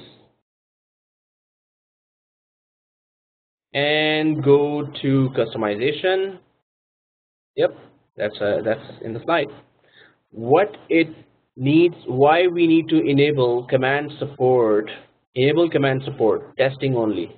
So this means that during the deployment or right after the deployment, or the main is during the deployment, if we get any corruption and the deployment stops, you should have some kind of area to go inside that environment and the client side and check what went wrong. You may want to access the log files on the client side of an unfinished deployment. You want to troubleshoot. So this is the command prompt that will be available on the client side, and you will be able to troubleshoot by running certain commands to know what went wrong and why the deployment failed. So we are enabling on boot image the command prompt, command support. So during the start of that, when the files are starting there, and operating system has started deploying and there is some problem, we will know. We will have this is a backdoor kind of thing. We will have the command prompt to look for what happened. There's another in the data source. There's another change we need to make in the data source. Already in 2012 R2 it's done. The slide is showing, well, it says that it's clicked there, but if it was unchecked, then we could have checked it. What it says is, what is the data source? So we already gave the path. It's already showing there. The source is the boot.vim file so this is exactly this boot image path that is showing. And deploy this boot image from the PXE enabled distribution point. So yes, this should be checked, and of course when we enabled PXE support here, this option at that time must have got enabled, or it is already enabled. If there's a PXE environment, just distribute the image, deploy this image from PXE enabled distribution point. Maybe there's a distribution point in large environments which are not enabled for PXE requests. They are just deploying applications. Maybe they are just deploying software updates. So that's why this setting is there, that any distribution point which is PXE enabled, deploy this boot image from there, not from any other distribution point. Okay, so we click apply. We just made 2 changes to the boot image, which is just the basic change of that if you deploy an image, you should be able to troubleshoot that image. Apply, and so this is that warning that I was showing in the slide. Here right now, you have made changes that require you to update distribution points with a new version of this package. Do you want configuration manager to update that distribution points now? I hope nobody has pressed yes. If you have pressed yes, you have done great harm. No, I'm just kidding. So yeah, still don't press yes. Amir, what 2 changes we did here? Okay, I'm clicking here. No, so the main change here was only one change. The second thing we just visited. So yeah, you were saying? Okay. Yeah, so it's just one change that make the command prompt available whenever we want to troubleshoot something on the client side. Okay, so click no here. Other was just a visitation. That was not an actual change. We were just visiting if this option is making sure it's enabled. Press OK. So this change we're just doing for the x86 as well, although we're just deploying x64 right now. But let's just make that change in the command prompt enable thing. We're just going to customization again and enabling the command prompt again. Apply. Press no here as well. No. And data source, we're just checking if that option is enabled, which is already enabled, and press OK. So on both these boot images, all we needed to do was to enable the command prompt support. Okay, if this is done, now we need to tell our Mr. DP that customize. So I'm on slide number 31, which says customize boot images and distribute the boot images to DPs. So we already did the customizations. We're going to do the same thing fourth time here, third time, fourth time. Okay, that we're going to tell distribution point, hey, we just made boot changes to the boot images as well, and now you're supposed, Mr. Distribution Point, you're supposed to know that our boot image is configured with the command prompt. So yes, we would need that command prompt, and yes, Mr. DP, you need to know that too. So I'm going to right click boot image 64. I'm going to click distribute content and next, and then again, which distribution point? The only one we have. Press OK. Next, next, close. Second boot image x86. Right click, distribute content. Same thing. We're just telling DP, and we're actually defining which DP needs to know that. If we had more than one distribution point, we would have chosen that, but the one of them. Press OK. Next, next, close. So now distribution point knows Windows 7, path of Windows 7 installer. It knows the Vim file for the specific boot file for Windows 7, and then it knows that there were changes made to the default boot files in SCCM. So it needs distribution point knows all these things. Okay, what else we need to configure and tell distribution point? So I'm just going to go to the 32nd slide, which is create package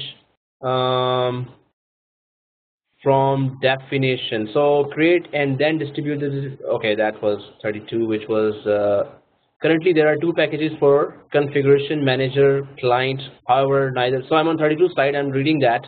If you have the slide in front of you, create and then distribute the configuration management client package to DPs. Since I'm gonna read that, so I'm just putting this here on the screen now. The slide.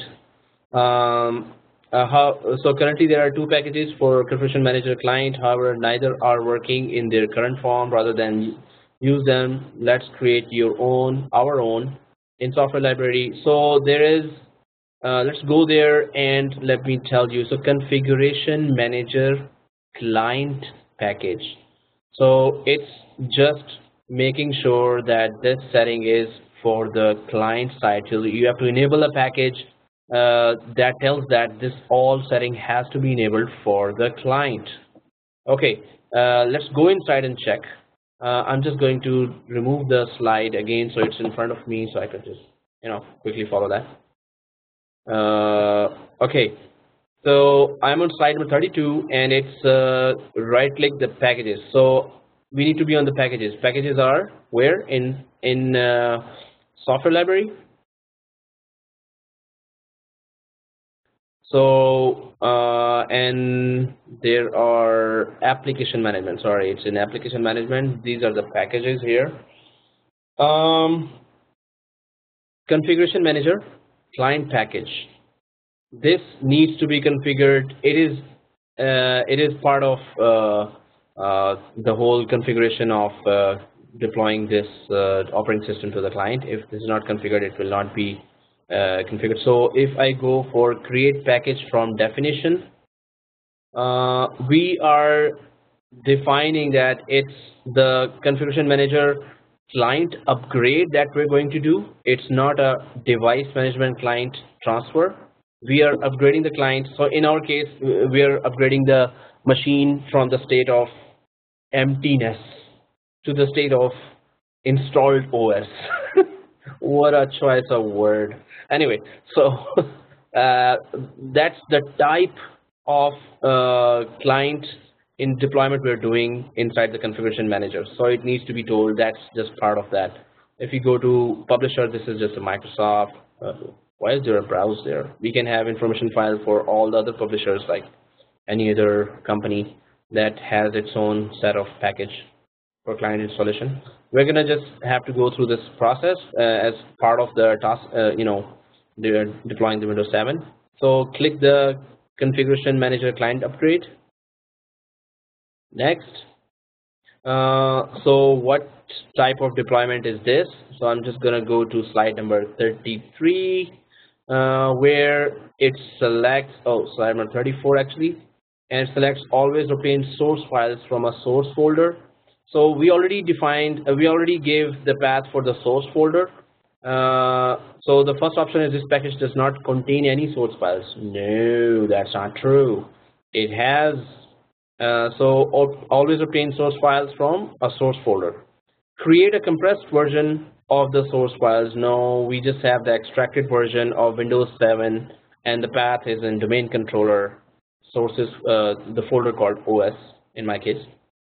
So always obtain source files from a source folder. Yes, that's how we're gonna deploy that package. Next screen which is slide number 35, and well, package name, configuration manager client upgrade is there, and then the path package source folder. So this is the client side setting, and we need to tell where are the files for the SCCM client that is going to be deployed as well during the Windows 7 deployment. So if we deploy Windows 7 and we do not deploy SCCM client, then how will SCCM make further changes into the deployed operating system, right? So click browse, and what is the path it's saying? It is server 2 in our case. Who is server 2? Our SCCM server. And if I type here server 2 backslash SMS Tor, SMS underscore Tor. Anyone knows what is that? This is the name of our site, Tor. If I click that, this is also the site we visited when we were deploying the client manually. So double click the client and select folder. Click select folder means that yes, you want to deploy the SCCM client with this package. This is the path for that client. So select folder, and it should get all the information. It will detect that it's a 32-bit or 64-bit deployment, and yeah, Toronto. Oh, sorry, I just saw that. Oh, okay, so SMS Tor backslash client. So next, and then it just gives us a summary and next and the closal. So what did we do till now? We told DP that we have our Windows 7 folder path, and we told DP we have our Vim file for that Windows folder. Then we told distribution point that we made changes in the default boot images, and now we are telling DP distribution point that hey, you need to deploy Windows SCCM client. Or why do I always say Windows? Okay, you need to deploy the SCCM client, and the path for the SCCM client is there when you're deploying the Windows 7 image. Slide number 35, 36. Hey, we did not tell the DP yet, right? We configured it on SCCM. We did not tell the Mr. DP about that. So it's this client upgrade, the number 6.0 version, Arcsoft, and this is the program, the middle one I'm selecting. And distribute content always tells DP that this change has been made on SCCM server. So distribution content, not distribution, distribute content. Next, who's our DP? The only one, server 2. Press OK. Next, this is we are doing for the 4th time. Whatever changes we are making in SCCM, whatever additions we are doing in SCCM, we are doing the distribute content every time. So deployment server should know what to deploy. So so far so good, right?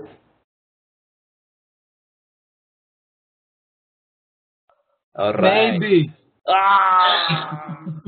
Okay, there's a window right beside me, and I'm going to not jump from there. Yeah, no, I want to live. Come on. So yeah, maybe.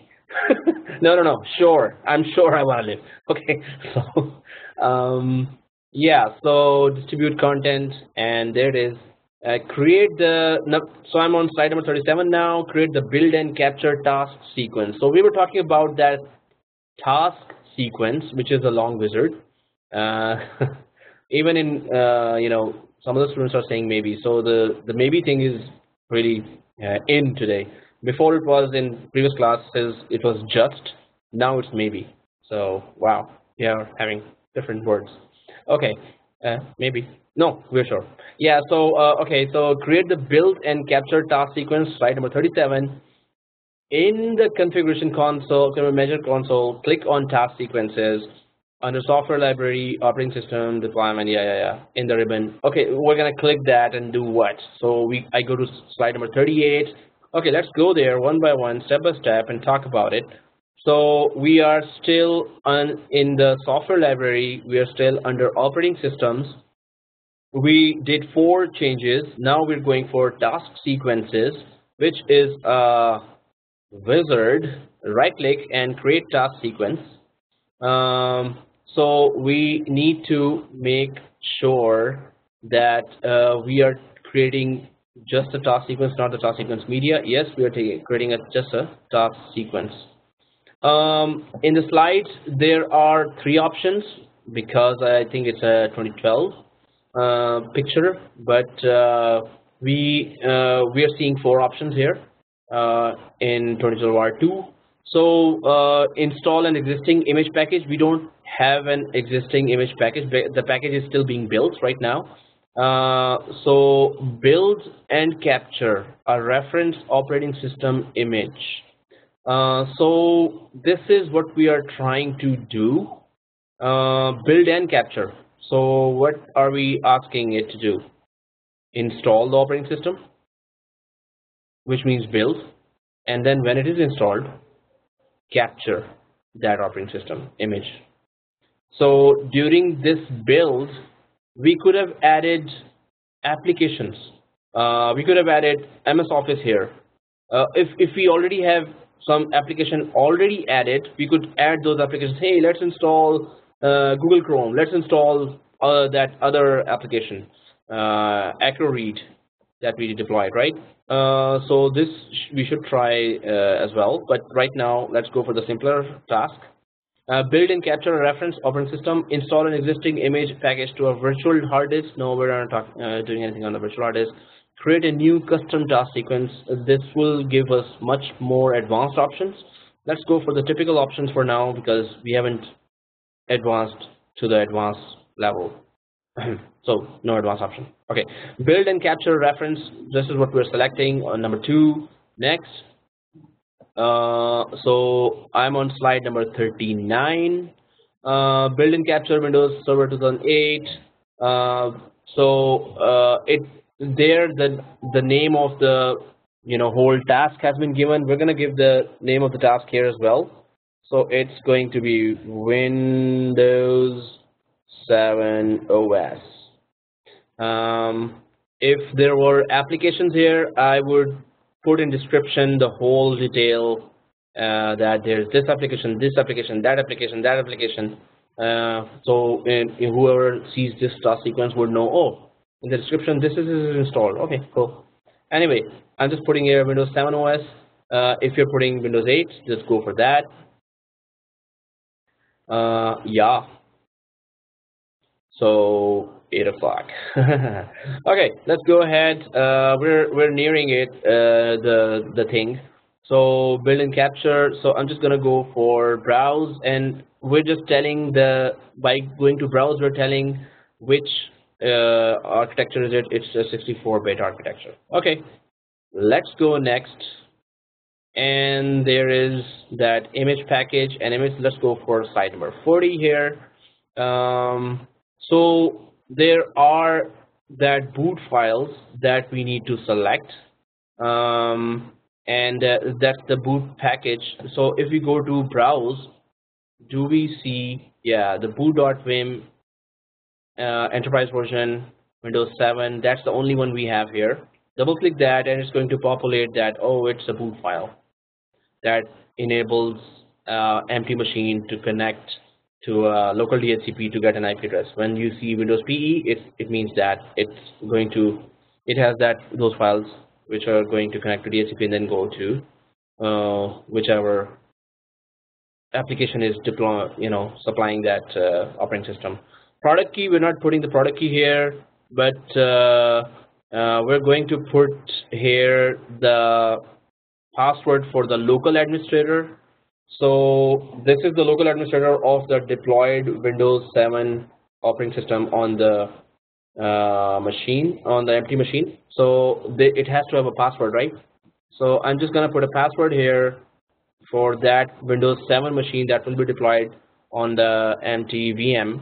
And when it's finally installed, this is the password you need to log in. So if you forget this password, then you have to come back here. Whenever you deploy the image, you will not know the password, right? So be careful about this password. Or we can come back and go to the visitor task sequence and change the password. I hope so. So yes, we're not putting the product key, we're putting the password, local administrator password. I'm going to the slide number 41. And we're here next. we're going to join it to the work group called my domain, and we're going to go next and not click browse. So slide number 42. So my domain, join a work group called my domain. No, so right now we don't want it to join to the domain. Why? Because we are creating and capturing an image. Later in next class we're going to deploy that image, and that also has different tasks, task sequence, different not task sequence tasks, but different tasks, right? So let's not mix. So my domain, let's now just join it to work group and click next. And yes, this is the package configuration manager client package, so it will install this SCCM client here. And next, do not install any software updates. If you do select software updates, you need to make sure that your Windows machine has that network card that is bridged in our VM environment, and so then we need to and it's going to take a long time to install all the Windows updates, critical updates, and everything, right? Okay. Amir, sorry, yeah. what you chose previous? Nothing, just next. No, just next. This is just the SCCM default client package. SCCM client will be installed along with this Windows 7. Okay. Thanks. Welcome. Okay, do not install any software updates. Yes, we do not want to install for now any software update. WSUS option. So there's a comment there in the chat that can we integrate with the WSUS option. When we select all software updates, if our WSUS environment, no, our SUP environment, the software update point, SCCM environment is already working, it's just going to use that to deploy the software updates. So if SUP is already working, that's all. It's just going to automatically get updates from there because updates are already deployed locally. So it's going to get from there, not directly connect to the internet. Okay, so we need to make sure our SUP is working, and we can have a separate time for that lab as well. We can do that lab again. Okay, next, do not install software update for now. Install applications. This is the point where you can add any applications. I'm not going to add any application, but if I click there, I have Foxit Reader, I have Google Chrome here. You know what? In the second SCCM environment, I will definitely do that. But here, I don't want any surprises. I don't want any errors for now. We want to make it successful the first time. But guys, just click there if you're on this, and Foxit Reader, Google Chrome on your other environment. Do that too. So it will be fun to build that operating system and capture that, which has applications as well, and it's all zero touch. So it's going to be wow. Okay, for now, nothing here. Next, nothing here. System preparation, we cannot even do anything. Next, created by, yes, one and only administrator. Next, this is where capture image setting is. Specify the location of the operating system file on the network and the account that can access the output folder to save the task sequence. So when you're installing this OS and then capturing that OS, you need to put it somewhere on SCCM server, right? So I think we all created the folder called sources when we were deploying applications.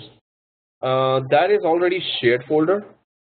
If we click browse and go to server 2, this is just showing us a shared folder, right? When we click browse on server 2, we should all see the sources folder. I think everyone is seeing the sources folder. Double click the sources folder, and we can just place a file name, capture image, and it will give it automatically the extension of .vim. Capture image file is being created to actually capture the image. So this file which is created has information about the Windows 7. It already has information about boot images we have, and it's going to help in capturing the image of the Windows 7, which is going to be deployed. Okay, so I'm just putting the capture image and click save. .vim is automatically added to that, and the account. So I'm just gonna go for the administrator account here for our my domain. So this is the file that's going to help us. So I just put it in the sources folder, which is already there from our previous lab where we deployed applications. And now the account with which it's going to access. So I'm just gonna go there and type. This is not my other environment. This is the my domain environment. The domain name is mydomain.local. So I'm just going to go back and put there directly my domain / if you're putting it directly like this, make sure your spellings are correct. And let's not verify, we know that it's okay. Administrator and press OK. My domain / administrator. Okay, next. So we gave the path for capture image. Sorry. Yeah. Can you repeat the part 1? Yeah. Again? Yeah, the path is where we want to create and save a file called captureimage.vim, which is going to help capture the image of our Windows 7 machine and then put it in this sources folder, that captured image in the sources folder. So this is a file that's going to this file has the information for boot files, the starting of Windows 7, and all what needs to be there for capturing a Windows 7. We did create a capture file in our WDS installation as well in the Amir class.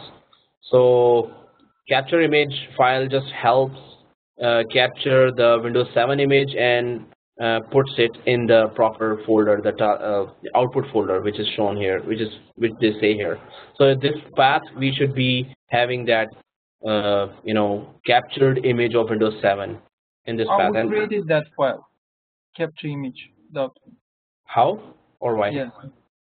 How? Maybe, yeah, that's a good comment. So there was a comment in the chat.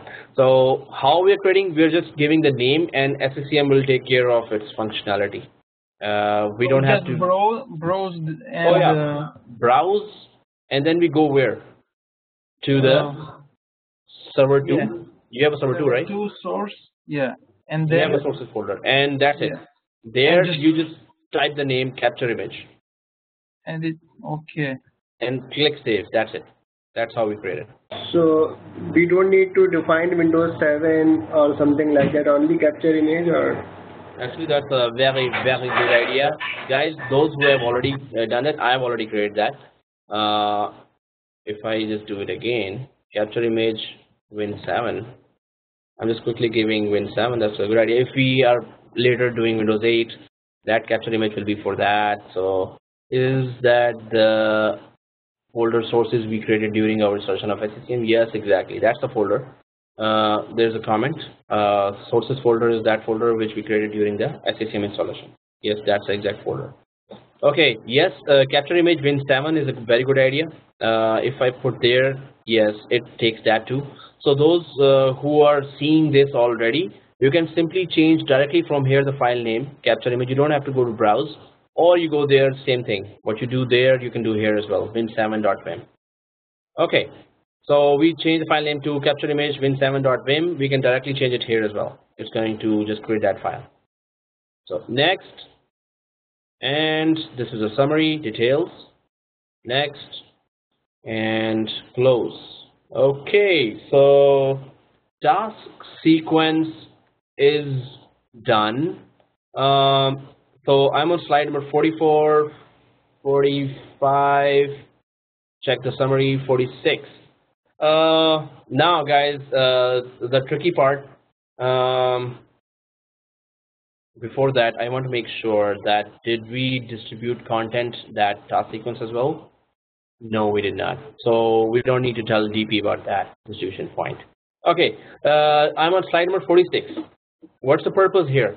We are importing computer information to make that computer known. So we're going to create a new machine, and we're going to need the MAC address of that new virtual machine. That new virtual machine will not have an operating system, so it's going to start looking for a DHCP, and before that it always shows that MAC address. We need that MAC address, and we need to add manually that MAC address to the devices area.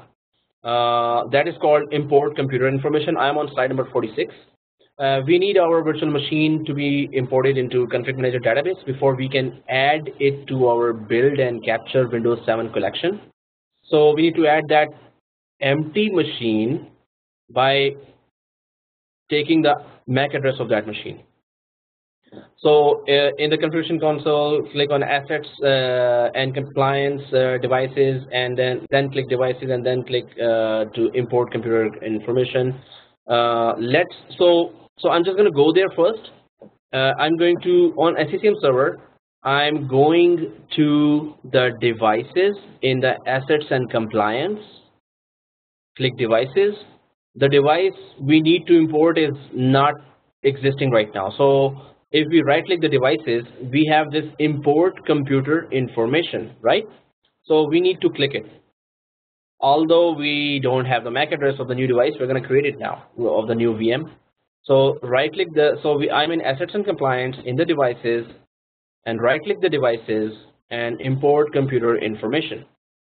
So we are importing the single computer. I am going to stop here, and I'm going to go to the file and create a new virtual machine.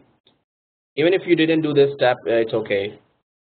We need to have the MAC address of the empty machine right now. Okay, so I'm going now to the home or to the file, and I'm going to create a new virtual machine now. So new virtual machine, there it is. Next, I will install the operating system later. Next, so no, it should not be an ISO, right? Next, it should be Windows 7. Okay. In your case, if Windows 8, then select that, or Windows 2012, select that. Windows 7 in our case. Next. And the name is Windows 7. So if we go to next slides, it shows all those. Slide number 48, 49, and 50. If you had so there's a question, if you had a physical PC, you wouldn't have imported, right? We need the MAC address of the physical machine. This is that sample machine or the reference computer whose image we are creating right now. So yes, we would add that too. So it doesn't matter if it's a physical machine or a virtual machine. We need to have the MAC address of an empty machine. So SCCM should know who to deploy this whole image to. So this is a sample machine or a reference computer. Yes, so we need the, so it doesn't matter. On a physical machine, we would have to do the same thing, exactly. Same thing what? To get the MAC address of that machine after starting it. It's an empty machine. So what is the next comment in the chat is, what about other 499 PCs? That's a good question. What we are doing now is creating a reference computer, which is just one computer, and this SCCM will do two things with that reference computer. First, it is installing the reference computer. Second, it's going to capture the reference computer in the same one session. And then when it captures the image of that reference computer, then we can deploy it to the other 499 machines. So this is one machine process only. That's why we were given the choice of adding the applications to that too, right? We were given the choice of doing many other things to that because it's the reference computer we are creating, and it's going to be captured as well. So installed as well as captured? Okay, so that's a good question. So okay, so we're giving a path for that new machine here. Anything specific? In my case, okay, let's give it a name. Although it's okay. I mean, this is just I'm just gonna give it an extra name here. Just add one more thing. That it's the um, reference comp. I hope it created a folder with that name. Yeah, reference comp 01. Okay, so I'm just changing the giving the name, adding the reference comp 01 after that. Okay, next. See, defaults for the specify the disk capacity.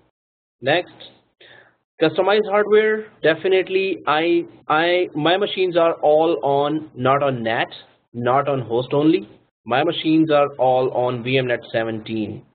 In your case, if it's on host only, the rest of the machines go for host only. If it's on NAT, go for NAT. In my case, my machines are on VMNet 17. So close and finito. Now that machine is this, and I need to start that machine. Why? Because I need to grab that MAC address. So I'm going to start that machine, and it's supposed to look okay. Whatever error here is, click no.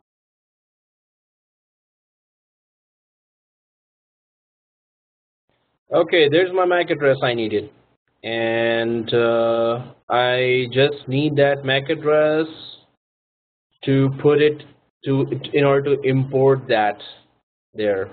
Hey, should have received the IP address by now. Okay, that's not good. We need to troubleshoot that. Anyway, MAC address is there. I'll keep this machine working at that, and I'm gonna go back to my SCCM server. So I'll cancel out from here just to try again. So on devices, right click, import computer information,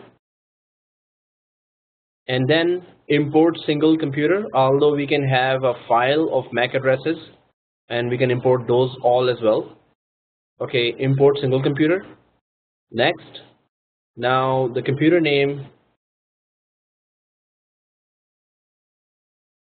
What if keys did you press to get the MAC address? That's just what key. No, I didn't press any key. You're supposed to just simply get that option there because there is no operating system. It's just showing that MAC address. So there was a comment in the chat. Okay. So yeah, you don't need to press any key. The MAC address is still already there. So let's grab that MAC address. So computer name is Win7OS. I'm just putting there this name, Win7OS. The MAC address is, now I need to remember that. Your MAC address is different, of course. So my MAC address is, don't put my MAC address in your SCCM. Yours is different. 000C2933. Okay, 000C2933. Hey, it even rhymes, man. So what I'm putting here is 000C29. Okay, I forgot the rhyme. 2933 B4 5F. 2933. So 33 B4 5F. 33 B4 5F. 33 B4 5F. Okay. 5F. While I was saying something, I was typing something else. Okay, so I'm on slide number 51, and so this is all we need. And optionally create a computer association by entering the name of a reference computer from which the user state and size. No, we're not going to configure that. I'm going to keep it to. So I'm on slide number 52 now. And there it is. Click next and then go for the MAC address and the computer name, and then simply next finish. So if everyone got the MAC address, yeah, B4F5F. Oh, thanks in the chat. Okay, next. So Win 7 OS is still saying question mark until a valid computer names. Oh, seriously? Oh yeah, spaces. No spaces, guys. I think it doesn't like spaces. All right, yeah, it doesn't like spaces. So Win 7 OS. Just putting the name there, and this will be the name I think added there in the devices. So you should choose your name, and the MAC address is there. Next, this is how it shows Win 7 OS and MAC address. Next, add new computer only, new computers only to all systems collection. We are adding this collection to, you can add the new computers to an existing configuration manager collection, add new computers only to the all system collection, which is okay. We can add it to the all system collection because we're going to create that collection later now for this. So just keep the defaults and next and next. Close. So there it is, Win 7 OS, and for now it's saying no. So I'm on slide 54, and at this point make sure that newly added device appears in SCCM. Yes, it is appearing in SCCM. I'm reading from slide 54. Oh, 8:23. Hey, how did the time come up? So once the new device appears, create a device collection with the name new Win 7 client collection for that one device, so that we can deploy the build and capture task sequence to it. So import computer is 52, 53, 54, yeah, and 55 is deploy the build and capture task sequence. Okay, so we need to create the collection of that one computer. So I'm just going, so this one computer, I'm going to create a new collection. I'm going to add that one computer to that collection. So device collection here. Yes, this will be our reference computer to be used for our 499 PC. Exactly, that's the comment in the chat. Yes, this will be the reference computer. So I'm going to create a device collection now and add only that one computer there. So create device collection and name it, as the slide number 54 says, new Win 7 dash client dash collection. New Win 7 dash client collection. Limiting collection is just for the scope that it should not go ahead and start searching from 10,000 machines. Go for that limiting. So I'm just gonna click all systems. That this is the main collection from which you can choose, you can search the Windows 7 client, right? So I'm just selecting all systems here, and I put the name here, new Win 7 client collection, and selected limiting collection as all systems. Okay, next. It's going to say that, okay, what's the rule? Define membership rules for this collection. We can go for direct rule here and click system resource and name. We can we put the name Can here? you go back? When you go back? One. Yeah, here. Okay. Previous all systems. So all systems, and then next there's a direct add rule. Sorry, I forgot to mention that. Add rule, and then click direct rule. So I clicked add rule and then click to direct rule. Next, system source or unknown computer. Although it is now known computer, so I can just go for system resource and go by name. If I go by name, there is only one name. Can I give Win 7 OS here? This is the name, and if I say there, hey, go by name, and there's one computer only, right? So that's why I'm just putting the name there directly. Hey, this is the exact, was this the name? Oh shoot, I need to see that. That wasn't the name. Oh, I can't see that. Anyone remembers what's the name we put? It was Win 7 OS. Yeah, it was Win 7 OS, exactly. Yeah. Okay, So I put Win7OS there. Okay, system resource name Win7OS. Next, select resources to add as direct members to the collection. Oh, it's not going to accept that as, you know. Let's go, guys, for system resource name, and since it has the MAC address, so let's just go for where's that name thing? Yeah. Oh, sorry. Active system resource active, and then just go for %sign here.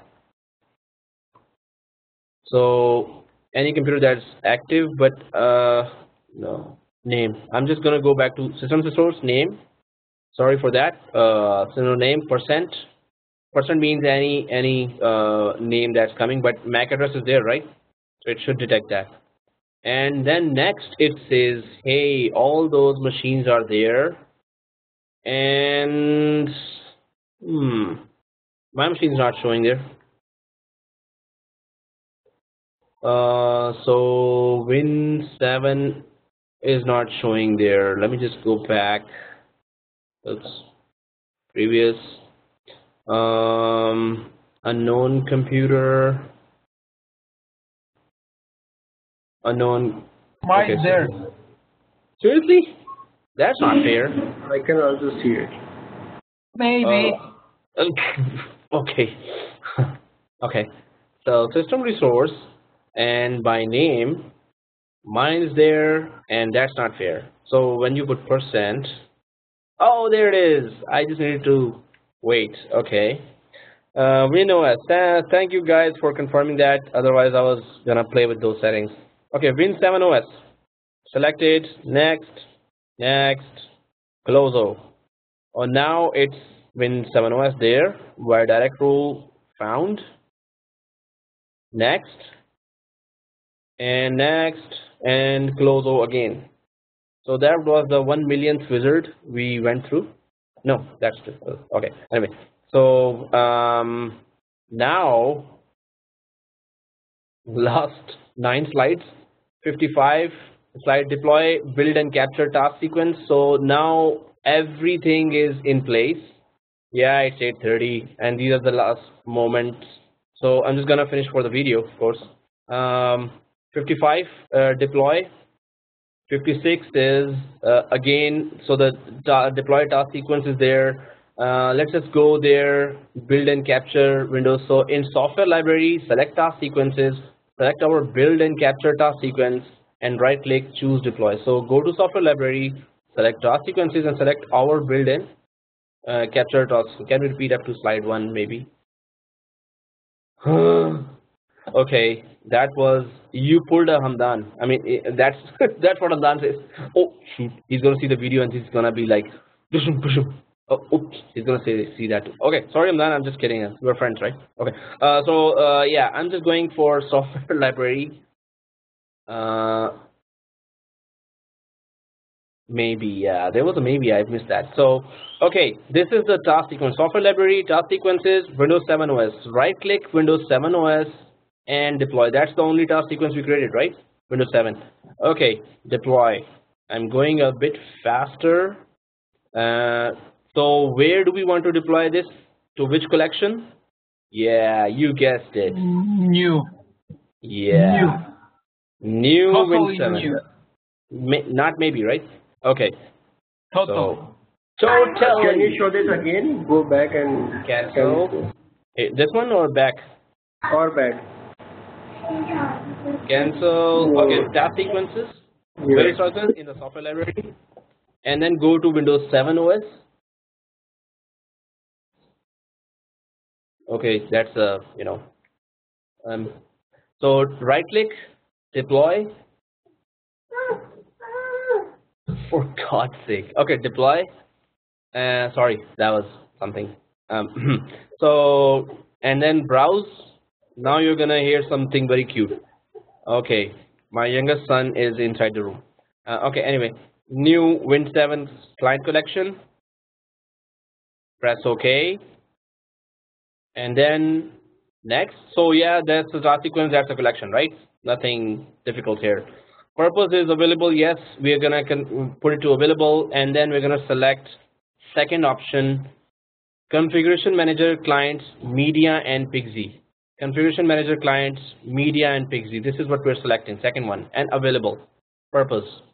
Okay, next. And nothing on schedule. Next. Nothing on schedule. Yeah, nothing on schedule. Okay. Show task sequence. This is the default. Show task sequence progress. Commit changes at deadline. Software installation. No. System restart if no. Allow task sequence to run for client on the internet. No. So the default options only in user experience. Next. Configure manager generates alerts when the task sequence is deployed. Oh, I cannot create that. Threshold for failed deployment. If there's a failed deployment, click yes. Okay, percent failure 10 times, then it will say that. So next, till now all the default options, guys, other than selecting the collection. Download content locally when needed by running task sequence. Yes, this is also okay. This is the last of the slides. Available 57 is this, and then oh, there's slide 58 is something else. So now you're gonna listen to all the laughter. Okay, anyway, so allow clients to use fallback source location for content. Yeah, he waited till 8:30. You're right. Okay, so allow, yeah, so I'm just clicking this. Allow clients to use fallback source. Next, and next, finito, and closo. And okay, there are kids crying. Okay, anyway, I'm gonna go to the last few slides, which is okay. There still is a last major step. Slide number 58. We go to site. We need to just define the network access account, right? So 58, network access account. So I'm just gonna follow that quickly now, and it is administration, and then sites. Okay, there's my kid. So go there. There's a camera there. Go. So okay, you all saw that.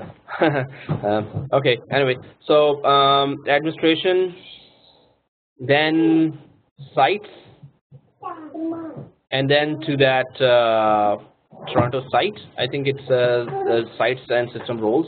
Click that, and then go to configure site components. No, sorry, guys. Sites still, and then right click that site, Toronto site, and then configure site components. This is the last thing. Configure site component,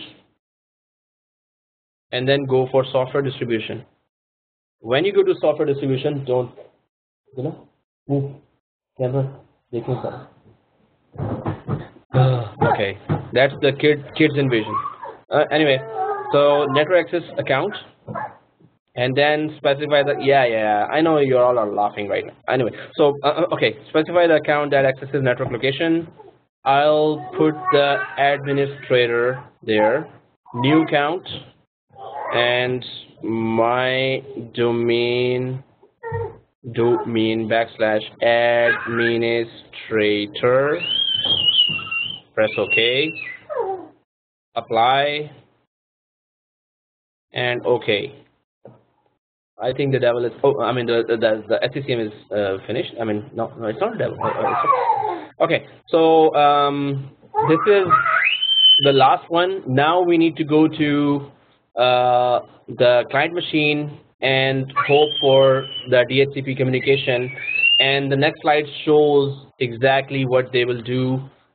It will ask for the PGP password. Remember that password on the client side. So you need to put that password, and then the show should go automatic.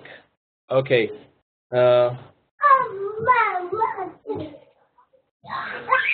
Okay.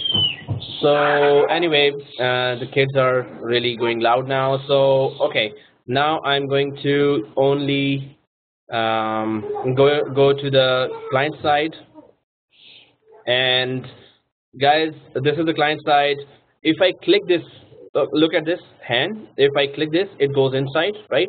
When I press Control Alt, it goes outside. So click inside and then press Control Alt Insert, it restarts that. So Control Alt to outside and click inside, then Control Alt for outside, it goes outside. But here has anyone, yeah, so yeah, that's good. So yeah, everyone's laughing. Now you saw the chat. So anyway, anyone got that F12 screen, or anyone got the IP address? Yes. Hey, that's not fair. Okay, anyway, so press I got F12. F12 option. You got F12 option. So excited. Oh, everyone got that except me. Okay, that's not good. As usual. You need to define your boot time. Like you need to go to the settings. No, in VMware settings. VMware settings for that machine? For that machine, yeah. So it will give you F12 option. Setting options. Okay, guys, this is for everyone. There is boot. Where is boot? It's not there. Go to Hardware options. I have it maybe because of ESXi, but I have that option. Oh, you're on ESXi. Shared folders, snapshot. Hey, Gregory, did you have to do anything, or did it work for you automatically? Automatically. Okay, yeah, we're in VMware Workstation. So anyone else got? Oh, Roland also got it. Okay. Hey, that's okay. So guys, Roland or Gregory also, did you get the password prompt?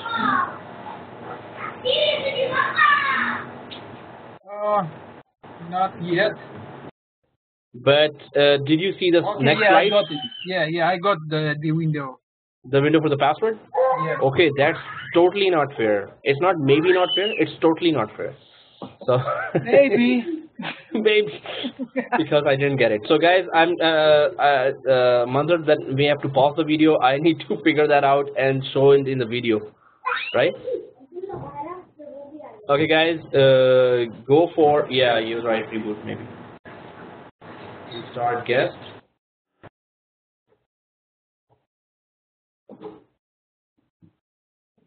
So, but you have to put the. For God's sake. So your DHCP is also on the same network? Yeah, I need to yeah, troubleshoot that. Yeah, it's on my. Your DHCP server and your machine are both on the same network. Yeah, VMnet 17. The machine IPs. VMnet 17. And the DHCP is working fine. Let me check the firewall as well. Local server.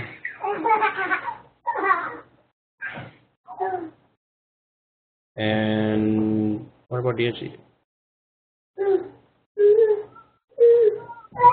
Address please, yeah. And 192.168.1.100. Client MAC address, no good file name same. Or maybe MAC address you put the wrong one? Oh.